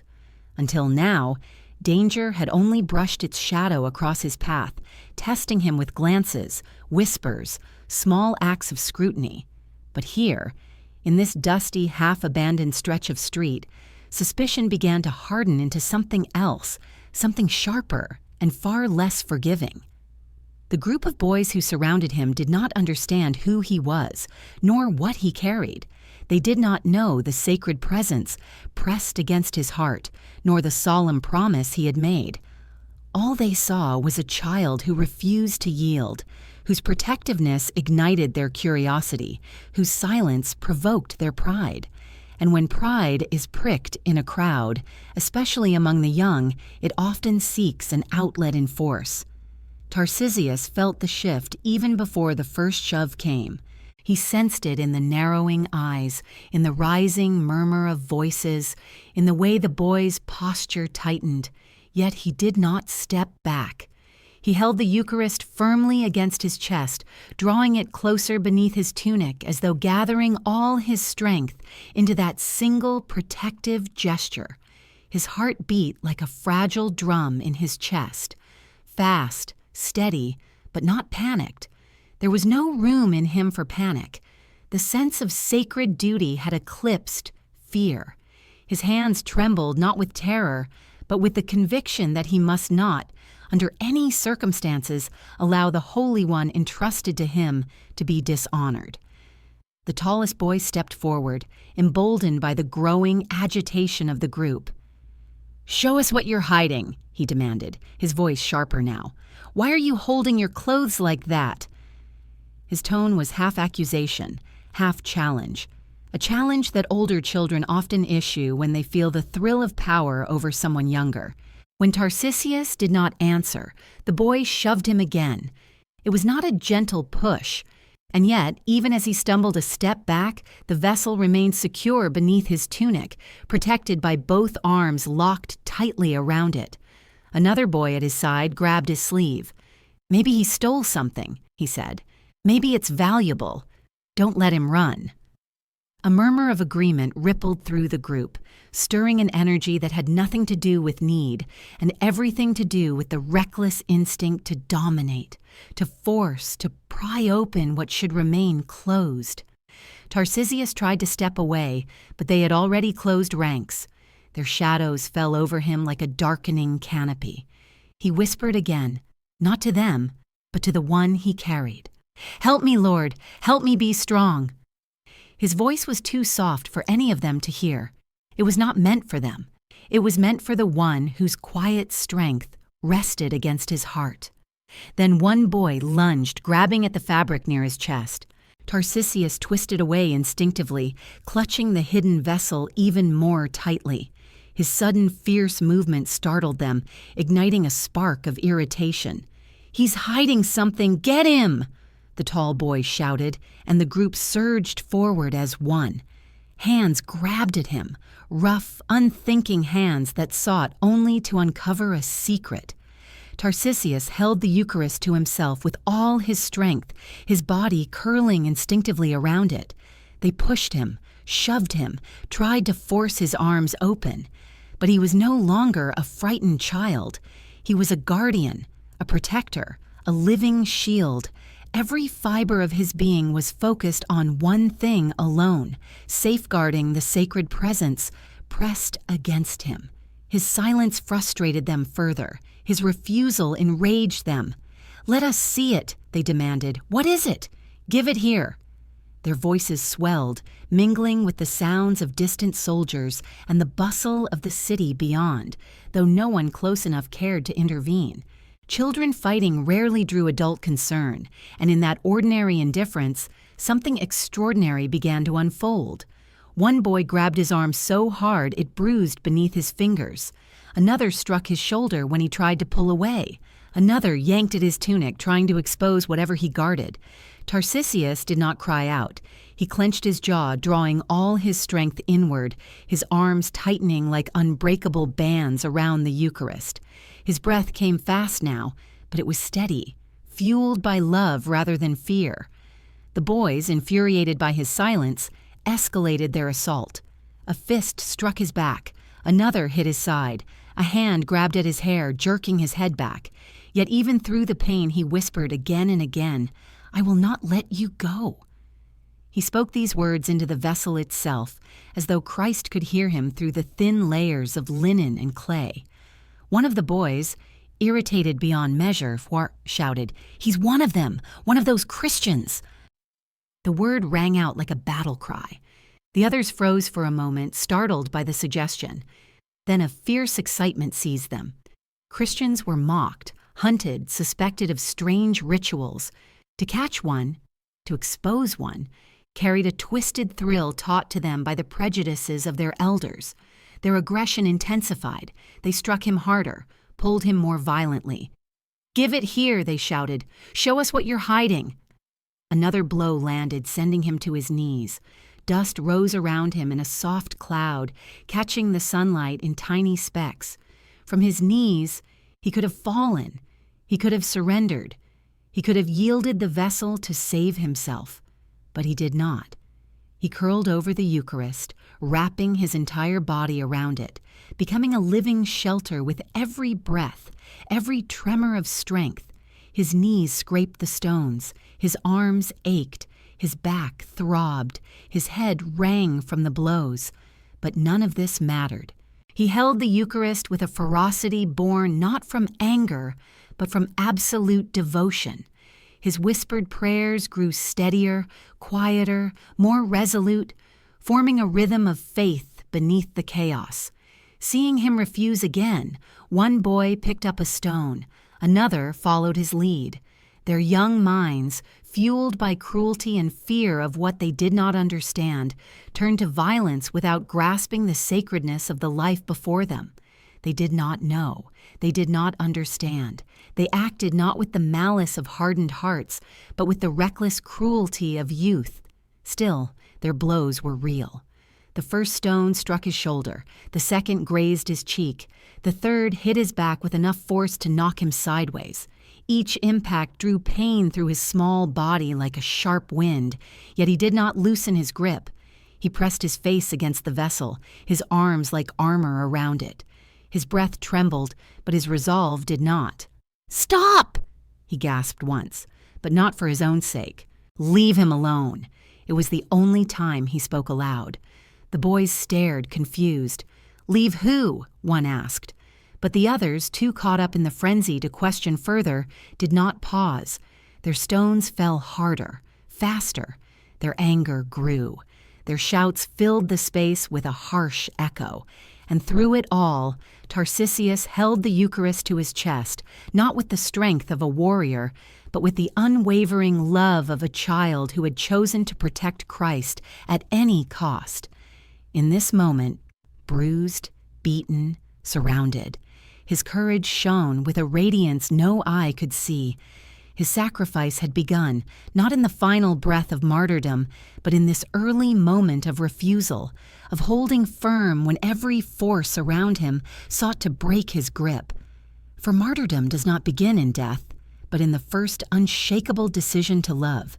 And as the blows fell and the dust rose beneath him, Tarcisius embraced that love with all the strength his small body could muster, unaware that the darkest moment was yet to come, and that in it his soul would shine brighter than the cruelty surrounding him. And from the chaos of blows that rained down on him like a merciless storm, Part 11 opens with a quiet shift.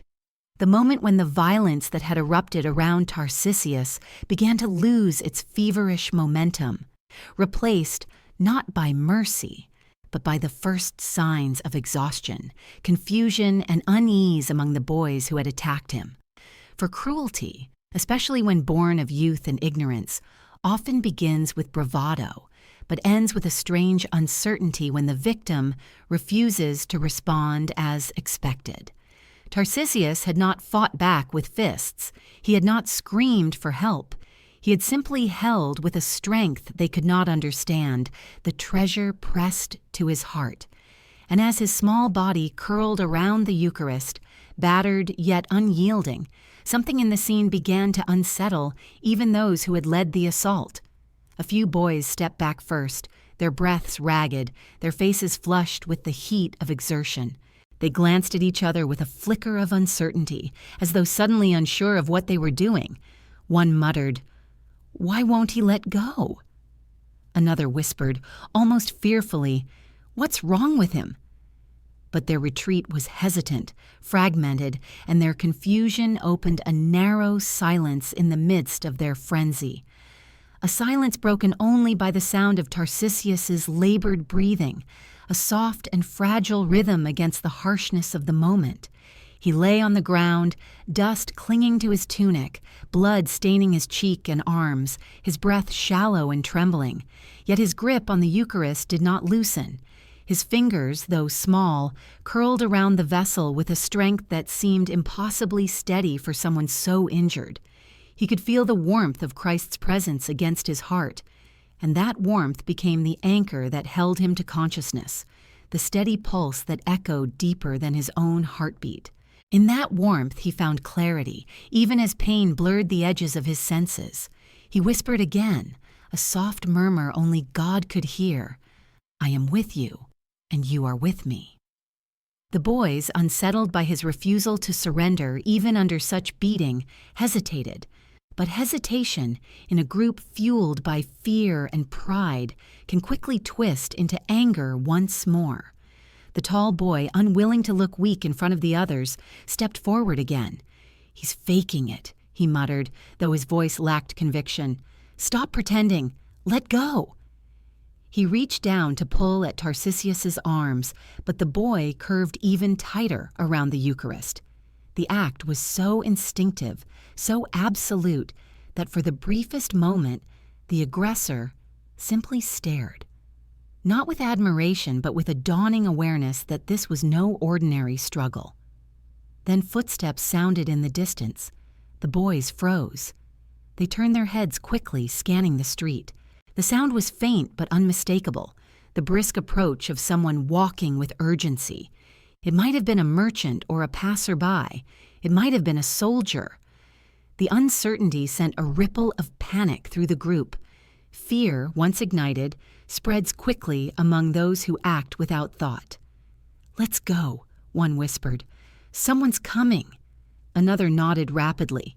"Forget him. Run." Pride evaporated, replaced by the instinct to flee from consequences they had not bothered to foresee. And like shadows scattering before light, the boys bolted, slipping down alleys and behind market stalls, leaving the scene as quickly as they had created it. And so, at last, the storm lifted.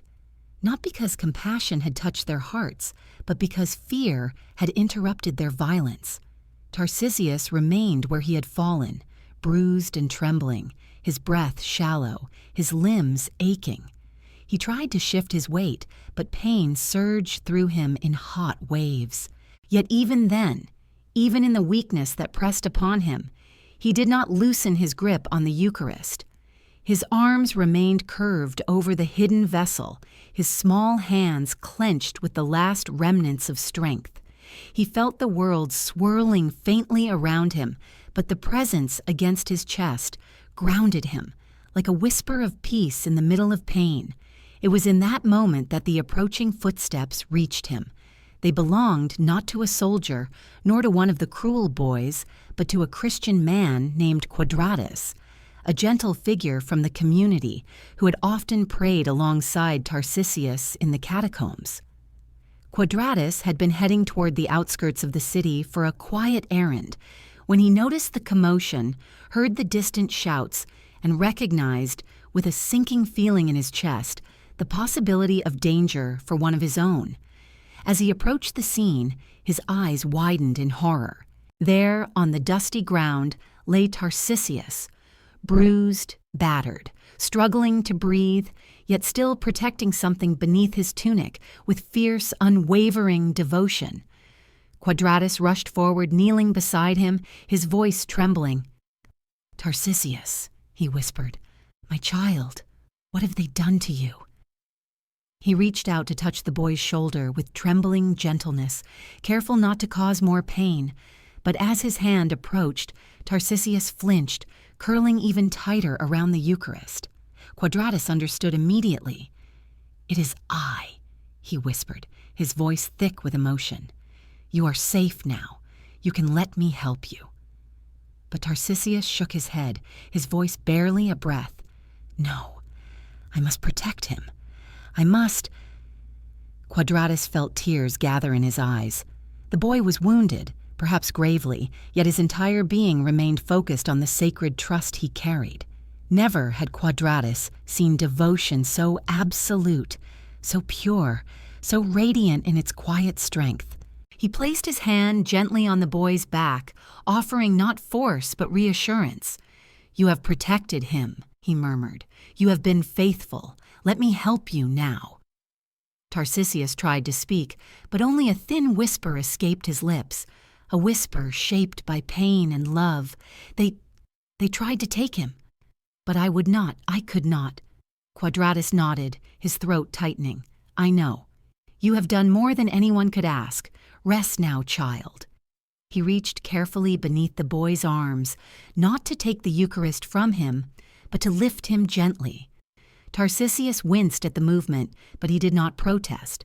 His strength was fading, ebbing like the last light of day. Yet even as Quadratus lifted him, the boy's hands instinctively held the hidden vessel closer, as though his body itself had become the final sanctuary for the sacred presence. Quadratus felt the weight of the moment, not the physical weight of the child in his arms, but the weight of grace, of sacrifice, of a love so faithful it transcended fear. Nearby, a few passers-by paused, watching with uncertain expressions. They saw a man carrying an injured child, but nothing in their eyes suggested recognition of the sacred treasure hidden beneath the boy's tunic. Quadratus quickly moved away from the open square, seeking the quieter lanes that led back toward the Christian quarter. As he walked, he whispered soothing words, though he knew the boy was barely able to hear him. The warmth of the Eucharist pressed against Tarcisius's chest seemed to glow between them like a silent testimony to the holiness of what had transpired. Tarcisius's breath grew shallower, and Quadratus felt a shudder of fear pass through him. He quickened his pace, hoping to reach a safer place, hoping to find someone who could tend to the child's wounds. But Tarcisius, sensing his own weakening strength, mustered one final whisper, a whisper that held all the love, all the faith, all the devotion that had led him to this moment. I did not let them take him. Quadratus's eyes filled with tears. No, he whispered back. You did not. You have been faithful in all things. Tarcisius's head rested gently against the man's chest, his body limp, but his arms still wrapped protectively around the Eucharist.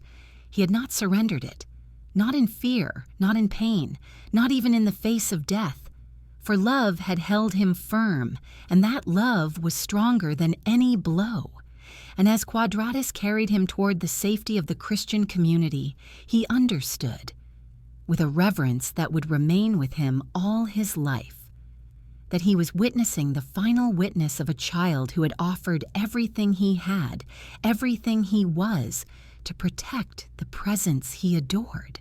For martyrdom begins in a single moment of steadfast love, and now, in the tender stillness of these last moments, that love burned with a purity that touched heaven itself. And as Quadratus carried the bruised and trembling child through the quieter streets, Part 12 unfolds with the solemn, reverent slowness of a candle guttering in its final hour, a moment both fragile and luminous when life and eternity seem to meet in a single breath. Tarcisius lay cradled against Quadratus's chest, his small frame limp with exhaustion, his breathing shallow and uneven, like a delicate flame flickering against the pull of the wind. Yet even in his weakness, his arms remained wrapped protectively around the hidden Eucharist, his fingers curled with an instinctive devotion that no amount of pain could loosen. Quadratus felt the boy's heartbeat fluttering like a frightened bird, faint yet steadfast, and each throb pierced the man's own heart with sorrow and awe. Never had he witnessed such loyalty, not from seasoned believers, nor from courageous men who had stood firm under interrogations, nor from elders who had lived decades in underground faith. Here, in his arms, was a child who embodied a love so complete that it hardly seemed earthly. The streets around them were still, touched by the fading afternoon light. The long shadows stretched across the stone walls in wavering patterns, as though the city itself bowed in mourning for what was unfolding within its boundaries. Quadratus walked swiftly but carefully, cradling Tarcisius with the tenderness one offers a sleeping infant, though the heaviness in the boy's breaths made clear this was no sleep. He murmured soothing words, though he knew the boy heard little. "Hold on, Tarcisius. We are almost home. We are almost safe." But even as he spoke, he felt the trembling rhythms of the child's life weakening with each passing moment. Tarcisius opened his eyes once, just long enough to glimpse the soft blur of sunlight filtering through the dusty air. His lashes fluttered, and he whispered a word so faint Quadratus had to lower his ear to catch it. "Prisoners." The boy's voice cracked, thin as a thread. Quadratus understood. He was still thinking of the mission he had been entrusted with, of the suffering faithful waiting in their dark cells, longing for the Eucharist he now held with such fierce devotion. Quadratus answered softly, "They will receive him, child. You have done your part. You have done more than anyone could ask." But Tarcisius shook his head slightly, as though insisting that he had not done enough, that his task remained unfinished. Such was the purity of his heart. Even in agony, his thoughts did not turn toward himself, but toward those he had hoped to serve. Pain rippled through his small frame, and he gasped softly, pressing the Eucharist closer as though drawing strength directly from Christ's presence. Quadratus felt tears gathering in his eyes, blurring his vision. "You are brave, Tarcisius," he whispered, his voice trembling. "Brave and faithful. You have carried him farther than any of us could." But the boy's eyes drifted shut again, weariness overtaking him. Quadratus could feel the fragility of life beneath his fingertips, that mysterious boundary between breath and silence, where one moment a soul remains tethered to earth and the next it is carried gently into eternity. He walked faster, his feet moving with a desperate urgency. If he could only reach the Christian dwelling nearby, if he could only bring the boy to those who might comfort him, who might offer the final prayers, who might hold his hand as he passed from this world, then perhaps the child would not die alone. He turned into a narrow passage lined with aging stone, where a hidden door led to a house often used by the believers as a refuge. But before he could reach it, he felt Tarcisius shift faintly in his arms. The boy's fingers twitched, brushing lightly against Quadratus's tunic, as though trying to signal something. Quadratus stopped walking immediately, kneeling carefully so he could lower the child into a gentler position. Tarcisius's face was pale, marked by dust and streaks of dried blood, his lips slightly parted as he struggled for breath. "Tarcisius," Quadratus murmured, cupping the boy's cheek with trembling tenderness, "can you hear me?" The child opened his eyes once more, not fully, but just enough for a faint glimmer of awareness to shine through. He looked up at Quadratus with a mixture of sorrow, exhaustion, and a strangely peaceful certainty. His lips moved again, forming words almost too soft to catch. "Did I protect him?" Quadratus's heart broke at the question. He leaned closer, letting tears fall freely now, dripping onto the boy's hair. "Yes," he whispered. "Yes, Tarcisius. You protected him with your whole heart. No one could have done more." The boy blinked slowly, a faint light of relief passing through his eyes. But Quadratus sensed that Tarcisius was not asking for reassurance. He was seeking confirmation, not of his courage, but of his fidelity. There is a profound difference between the two. Courage belongs to the world of action. Fidelity belongs to the world of love. And Tarcisius's mission had been an act of love more than an act of courage. Quadratus pressed his forehead gently to the boy's, closing his eyes in prayer. "Lord," he whispered, "receive your servant. Receive this child who has loved you with a heart so pure, so faithful." He could not finish the prayer. Emotion choked his voice. His tears fell softly onto Tarcisius's brow. The boy breathed a slow, trembling breath, then a thinner one, then a breath so faint it barely lifted his chest. Quadratus felt the shift, that quiet, almost imperceptible change when life begins to release its hold. Tarcisius, sensing the closeness of the one he carried, drew one final whisper, so soft it was almost a breath rather than a word. Jesus. And with that final whisper, simple, childlike, radiant, his body relaxed. His fingers, once clenched with such fierce determination, loosened just slightly, though still cradling the vessel with instinctive reverence. His breathing stilled. His young face softened into a peace that seemed to glow faintly beneath the bruises. The sunlight caught his features, bathing them in a gentle warmth. Quadratus looked upon him with reverent awe, recognizing in that moment that the child before him had passed from being a simple boy into something far more profound.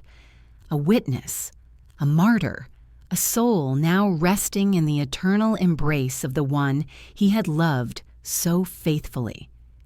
Quadratus remained kneeling beside him for a long time, unable to move, cradling the body with a tenderness that words cannot describe. He pressed his hand to the hidden vessel, feeling the lingering warmth of the Eucharist that Tarcisius had guarded with his blood. No Roman emperor, no soldier, no persecutor had ever shown such devotion. A child had accomplished what the bravest men could not. He had carried Christ into danger, with nothing but love as his shield, and he had given his life rather than surrender that sacred presence. Moments later, 2 members of the Christian community appeared in the passageway, alerted by Quadratus's hurried footsteps and urgent whispers. When they saw the scene, the quiet street, the kneeling man, the lifeless child in his arms, they approached with reverence and sorrow. Quadratus looked up, tears shining in his eyes. "He protected the Lord," he whispered. "He did not let them take him." The men bowed their heads. One gently drew back the edge of the tunic, revealing the vessel still pressed to Tarcisius's heart. The Eucharist remained whole, untouched, unharmed, carried to the very end by hands now stilled in eternal rest. Together, they lifted the boy's body and carried him into the refuge home. They placed him tenderly upon a simple woven mat. Above him, a small oil lamp flickered, its flame steady, warm, like a symbol of the boy's undying devotion. The community gathered around him, whispering prayers, tears glistening, hearts trembling with both grief and awe. For in the hush of that room, they understood, even before the church would speak, even before stories would spread, even before generations would whisper his name in reverence, that Tarcisius had offered the greatest gift one can give, his life, freely, lovingly, entirely, to protect Christ in the Eucharist. His mission had not ended in success, as the world measures it. He had not reached the prisoners. He had not escaped danger. But in the eyes of heaven, his mission had been fulfilled with a perfection few souls ever reach. For he had loved unto the end.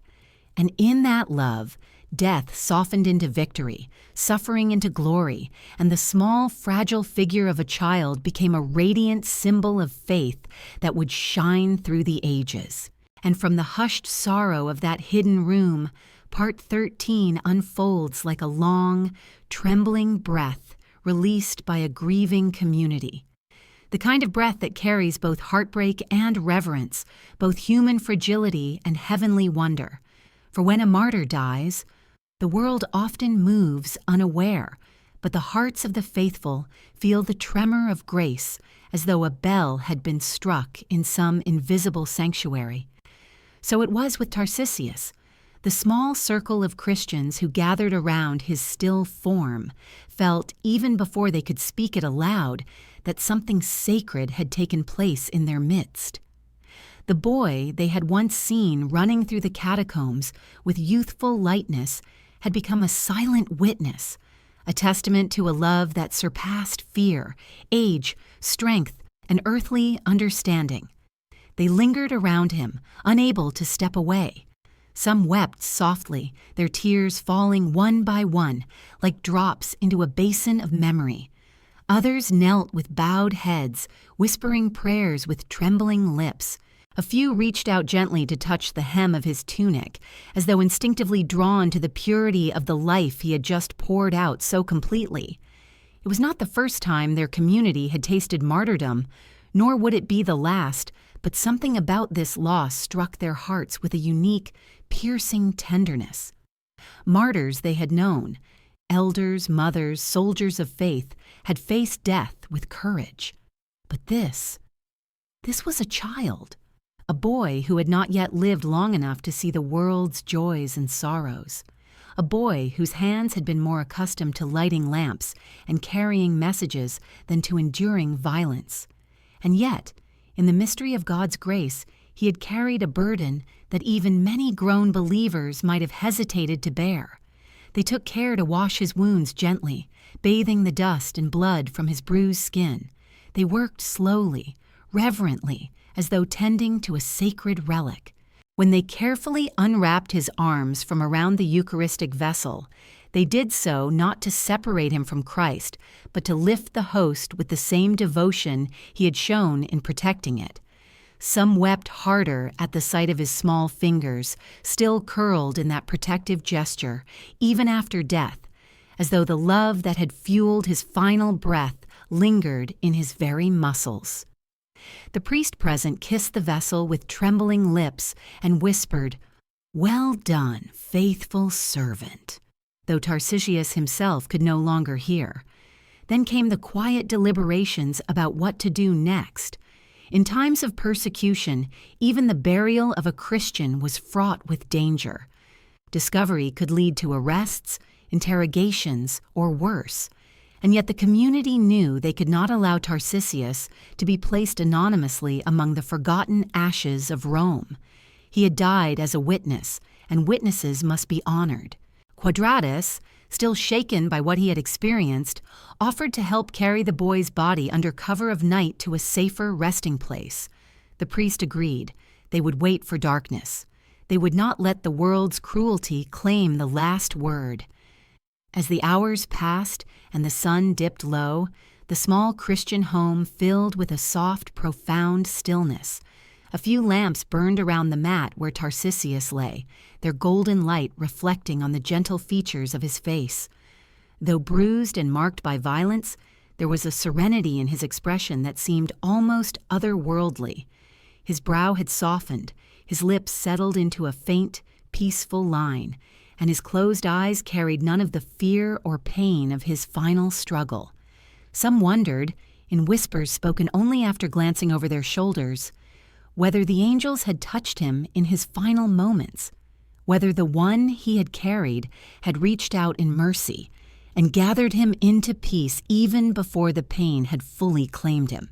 As night fell, Quadratus and 2 other men prepared to move the body. They wrapped him carefully in a linen shroud, not to hide his wounds, but to protect him from the dust and harshness of the night journey. The priest, holding the Eucharistic vessel, walked ahead of them as they stepped into the dimly lit streets. The city was quieter now, with only the distant echo of soldiers' footsteps and the muted murmurs of taverns still open. They walked through the shadows, each step slow and deliberate, carrying not only the boy's body but the weight of a story that would one day outgrow them all. The burial place they chose lay just outside the walls of Rome, near the catacombs where generations of believers had been laid to rest. It was a quiet space, carved into the earth, dimly lit by flickering torches. When they arrived, the men lowered Tarcisius into a small niche, prepared with gentle hands. The priest stood beside the resting place, his voice low and trembling as he prayed. He spoke of the good shepherd who gathers his lambs, of the kingdom promised to the pure of heart, of the mystery of sacrifice transformed into glory. Though he tried to speak with composure, his tone faltered more than once, and he paused to steady himself. Quadratus knelt beside the body and placed his hand on the shroud. He whispered words that no one else heard, words of gratitude, sorrow, and a quiet promise to remember. For he knew that the story of this child, carried in hushed voices and trembling hearts, must be passed on. His death was not merely a tragedy, but a testament that demanded remembrance. When the final prayer ended, they sealed the niche with reverent care. A simple inscription would later be carved nearby. Not a name at first, for names were dangerous in those days, but a small symbol, a fish, the quiet mark of the early church. Over time, his name would be added. Over generations, his story would grow. But for now, on this quiet night, the community stood in a circle around the sealed resting place, their hearts heavy, yet strangely uplifted. They returned home, slowly, not speaking much, each person carrying within them a piece of the child's witness. And though sorrow weighed upon them, hope began to lift its head within their hearts. For martyrdom, in its deepest mystery, holds within itself the seed of renewal. It reminds the faithful that the kingdom of God is built not on power, but on love, a love that gives without counting the cost, that endures beyond fear, that transforms even death into an offering. In the days that followed, whispers of Tarcisius's sacrifice began to spread quietly among the believers. They spoke of his courage not with fanfare, but with solemn gratitude. They remembered the gentleness of his smile, the purity of his devotion, the steadfastness that had guided him even in the face of cruelty. And as they remembered, something changed in them. They found themselves strengthened, encouraged, renewed. If a child could show such love, then surely they too could find courage in their trials. If a boy could guard the Eucharist with his life, then surely they could honor Christ more deeply in their own hearts. Little by little, Tarcisius's story began to shape the community. Parents told their children of him, elders whispered prayers at his resting place, and priests spoke his name with quiet reverence during secret gatherings. His witness became a light in dark times, a gentle reminder that holiness does not depend on age, size, or status, but on the depth of love within the heart. And though the empire that sought to crush them seemed vast and unshakable, the believers knew something the world could not yet see, that courage born of love has a power no empire can overcome. For the memory of Tarcisius, carried tenderly in their hearts, became a seed of hope, one that would grow across generations, rooted in the quiet certainty that even the smallest among them could reveal the greatness of God. And as the early Christian community carried Tarcisius's memory like a fragile flame cupped between trembling hands, Part 14 begins with the slow unfolding of time, the kind of time that softens grief, clarifies meaning, and allows the truth of a life to ripple outward in widening circles. For martyrdom, though born in a moment, lives far beyond it. It becomes a quiet teacher, a seed of courage, a whisper of holiness that settles into hearts ready to listen. And in the days and weeks that followed the boy's death, something began to stir within the Christian faithful, something unseen yet deeply felt, as though the sacrifice of this child had opened a new wellspring of strength within them all. At first, the community spoke of him in hushed voices, still fearful of discovery, still wary of Roman ears. They did not call him a martyr aloud, though in their hearts they already understood that he had crossed into that sacred lineage of witnesses, whose lives spoke the truth that faith is stronger than fear. They told the story only to those they trusted completely, passing it from one believer to another like a precious treasure. Quadratus, who had carried the boy in his last moments, repeated the details with a tenderness that made many weep. The priest who buried him spoke of the glow of serenity on his young face, a radiance that lingered even after death.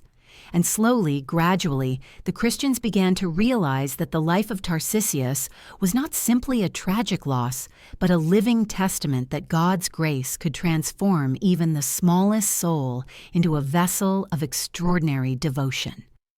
Parents began to speak of him to their children, not to frighten them with tales of persecution, but to show them how love can make even the young courageous. Mothers whispered his name in the quiet hours of dawn as they prepared their meager meals.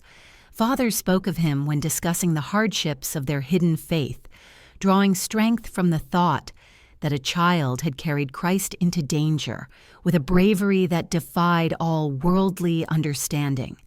Those who had grown weary under the weight of fear found their spirits lifted when they remembered the gentle boy who had wrapped his bruised arms around the Eucharist with such steadfast devotion.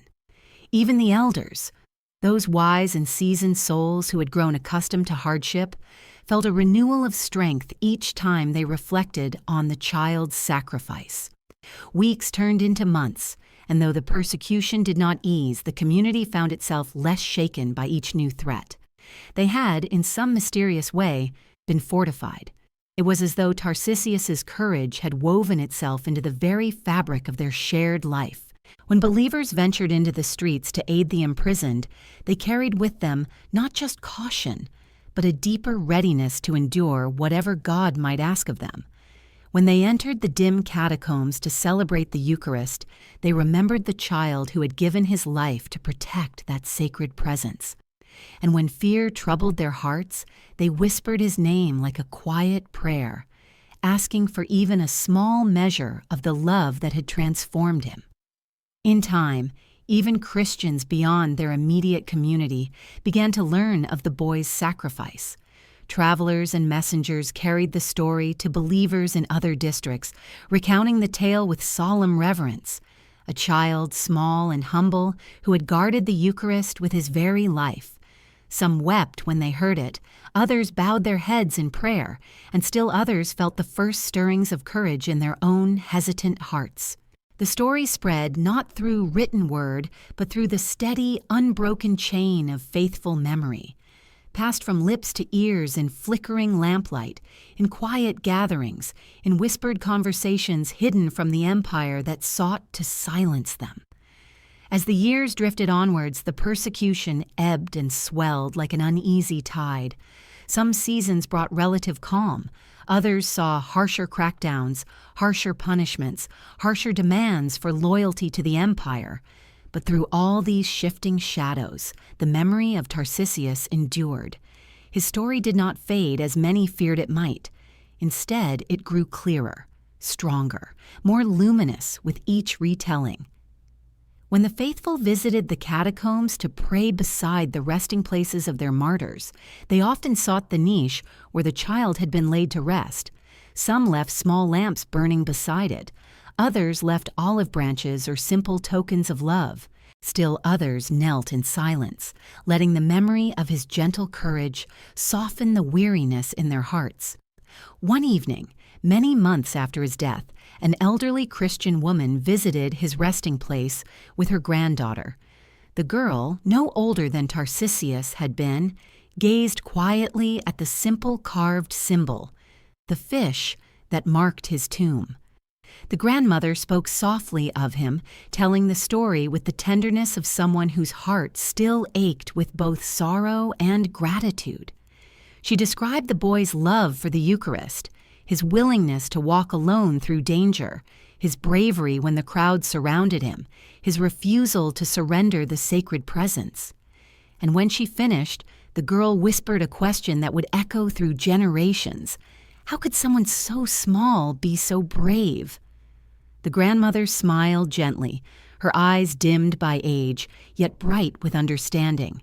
Because love, she said, touching her granddaughter's cheek, makes even the smallest heart large enough for courage. Word of Tarcisius continued to spread quietly throughout Rome and beyond. Other Christian communities began to recount his story during their gatherings. Some priests spoke of him during their homilies in the hidden chambers of the catacombs, using his example to encourage believers in times of fear. His memory became a quiet companion to those who carried the Eucharist in secret, a reminder that they were not alone, that others had walked the dangerous path before them with hearts full of devotion. Meanwhile, the empire continued its attempts to stamp out Christianity, unaware that its efforts were only deepening the believers' resolve. The story of Tarcisius became a source of strength for those imprisoned for their faith. Some prisoners whispered his name in their cells, drawing comfort from the idea that a child had suffered for the same love they now held in their hearts. Guards sometimes heard them speaking the name, but did not understand its significance.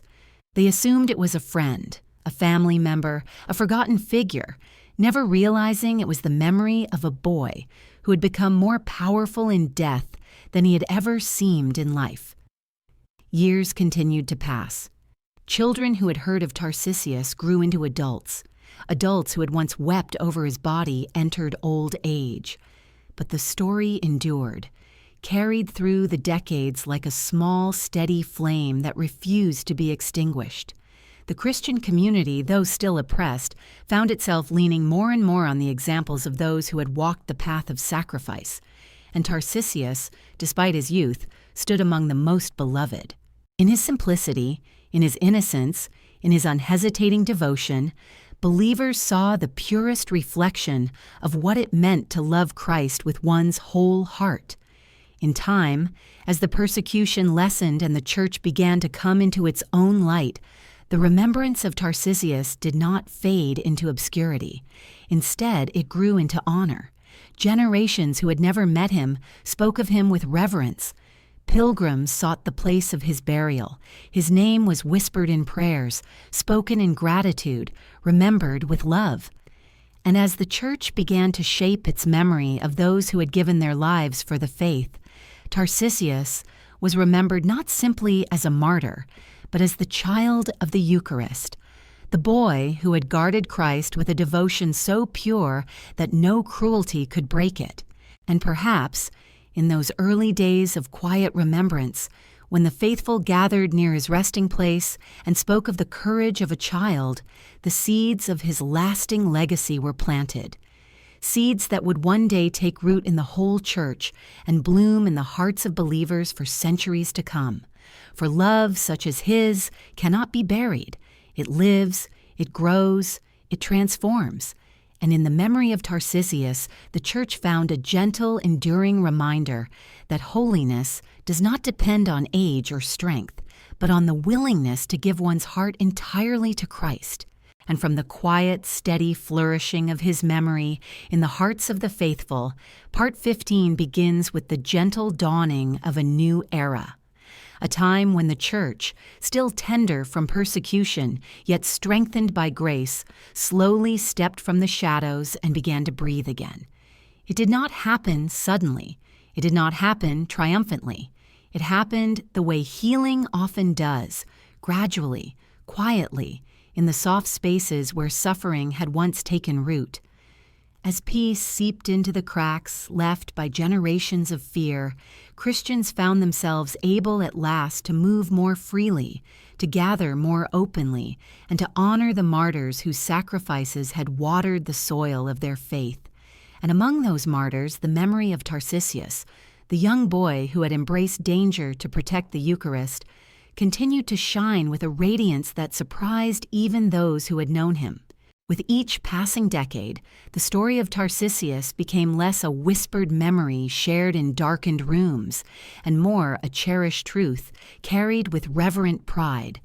Elders told it to children as they walked near the entrances of the catacombs, pointing toward the hidden resting places carved into the stone walls. Priests wove it into their reflections during early liturgies. Children knelt in the dim lamplight of underground chapels and prayed near his tomb, asking for hearts as pure and courageous as his. And though persecution flared again at times, it could never fully extinguish the warmth of his legacy. For love, once poured out so completely, has a way of echoing across generations, shaping souls far beyond its original moment. As the Church emerged into greater freedom, especially in the generations following Constantine, believers were at last able to speak openly of the martyrs who had shaped their faith. They recorded their stories, carved their names, built small memorials above their resting places. And when they gathered to honor the saints, they did so with a gratitude that reached deep into the roots of their history. Among the names spoken with tender reverence was that of Tarcisius, a name that had once trembled on the lips of the faithful, but now rose like a hymn of hope. They remembered him not only as a child who had died bravely, but as a living symbol of Eucharistic love, a boy who had recognized with absolute clarity the sacred presence he carried, and who had given his life rather than allow that presence to be dishonored. Over the years, artists began to depict him in frescoes and simple carvings on stone slabs. They painted him with a calm face, often holding a small vessel close to his heart, surrounded by soft light that represented the sacred mystery he had protected. Though no one knew precisely what he looked like, they captured the essence of his purity, his youth, his devotion. Some depicted him as a slender, wide-eyed boy with unruly curls, others as a serene child with gentle features. All sought to reflect the innocence that had characterized his brief life and the fierce love that had crowned his final moments. As Christians grew in their understanding of martyrdom, they began to reflect more deeply on the meaning of his witness. The elders who had once feared for him came to see that God had used their hesitation to reveal something profound, that even the smallest and weakest among them could become instruments of grace. Priests who held the Eucharist with trembling reverence in early celebrations spoke of Tarcisius's sacrifice as a reminder of the holiness entrusted to them each time they touched the consecrated host. Children drew courage from him when they faced trials, learning that steadfastness in faith was not reserved for the strong or the learned, but belonged to every soul who opened their heart fully to Christ. In time, churches across the growing Christian world began to invoke Tarcisius as the patron of altar servers, of children receiving their first communion, and of all those who carried the Eucharist to the sick and imprisoned. His story shaped the hearts of countless young believers, teaching them that the sacred mysteries entrusted to them deserved the deepest reverence. Many children who knelt before the altar whispered prayers to Tarcisius, asking for the purity of heart he had shown, the devotion that had guided him, and the courage that had steadied his trembling hands. And parents, watching their children learn to serve the Church, found comfort in knowing that this gentle child saint stood beside them, guiding them, inspiring them, protecting them. Centuries passed, and the Church continued to honor him. His name appeared in martyrologies, inscribed among those who had given their lives for the faith. Pilgrims who visited Rome sought the place where his body once rested, though time and human hands reshaped many parts of the ancient catacombs. The memory of his resting place lingered. And as the Church grew more rooted in the rhythms of the liturgical year, an annual day of remembrance was dedicated to him. A day when prayers rose like incense in churches across the world, honoring the child whose love had defied the cruelty of an empire. Even centuries after his martyrdom, when the Roman Empire itself had faded into the dust of history, his story remained alive. Priests preached about him during Eucharistic processions. Children learned his name in catechism classes. Converts heard of his gentle courage as they prepared to enter the Church. And countless believers, young and old, found themselves moved by the simplicity of his love, by the depth of his devotion, by the profound clarity with which he recognized Christ's presence. For in every generation, the Eucharist remained the heart of the Church, and Tarcisius remained one of its tender guardians. His witness lived in the hearts of those who carried the sacred host to the sick. It lived in the quiet reverence of altar servers lifting candles beside the altar. It lived in the loving awe of children who received communion for the first time, their small hands folded just as his had once been. It lived in the countless souls who found, in the memory of this child, a renewed sense of wonder for the mystery of Christ's real presence. And perhaps more than anything, his story continued to remind the world that holiness is not a distant summit, reached only by those of great age or wisdom. Holiness begins in the heart, in the quiet willingness to love without counting the cost, to give without hesitation, to protect what is sacred with the strength, born of faith. Tarcisius showed the Church that even a child could reveal the greatness of God. He showed that courage rooted in love is stronger than the cruelty of an empire. He showed that protecting Christ is worth any sacrifice, any pain, any cost. In the centuries that followed, his name became a beacon, a gentle, unwavering light guiding the hearts of believers toward deeper devotion. And though nearly 2,000 years have passed since that quiet day when a small boy wrapped his fragile arms around the Eucharist in a dusty Roman street, his legacy continues to shine. It shines in the hearts of children learning to love Christ. It shines in the reverence of those who kneel before the tabernacle. It shines in every act of quiet courage, every moment of sacrificial love, every whisper of devotion offered in the stillness of prayer. The world has changed, empires have risen and fallen, but the love of Tarcisius endures. A love so pure, so absolute, that it could not be extinguished by violence, time, or forgetting. And so, the story ends where it truly begins, with a small boy walking through the dangers of an ancient city, carrying Christ hidden against his heart. His footsteps were quiet, his mission was simple, his life was humble. And yet, in that simplicity, God revealed a profound truth, that the smallest soul, filled with the greatest love, can change the world in ways unseen by human eyes, but radiant in the light of eternity. For love such as his does not fade. It becomes a legacy that continues to whisper across centuries, calling each of us to love Christ with the same simple, fearless devotion.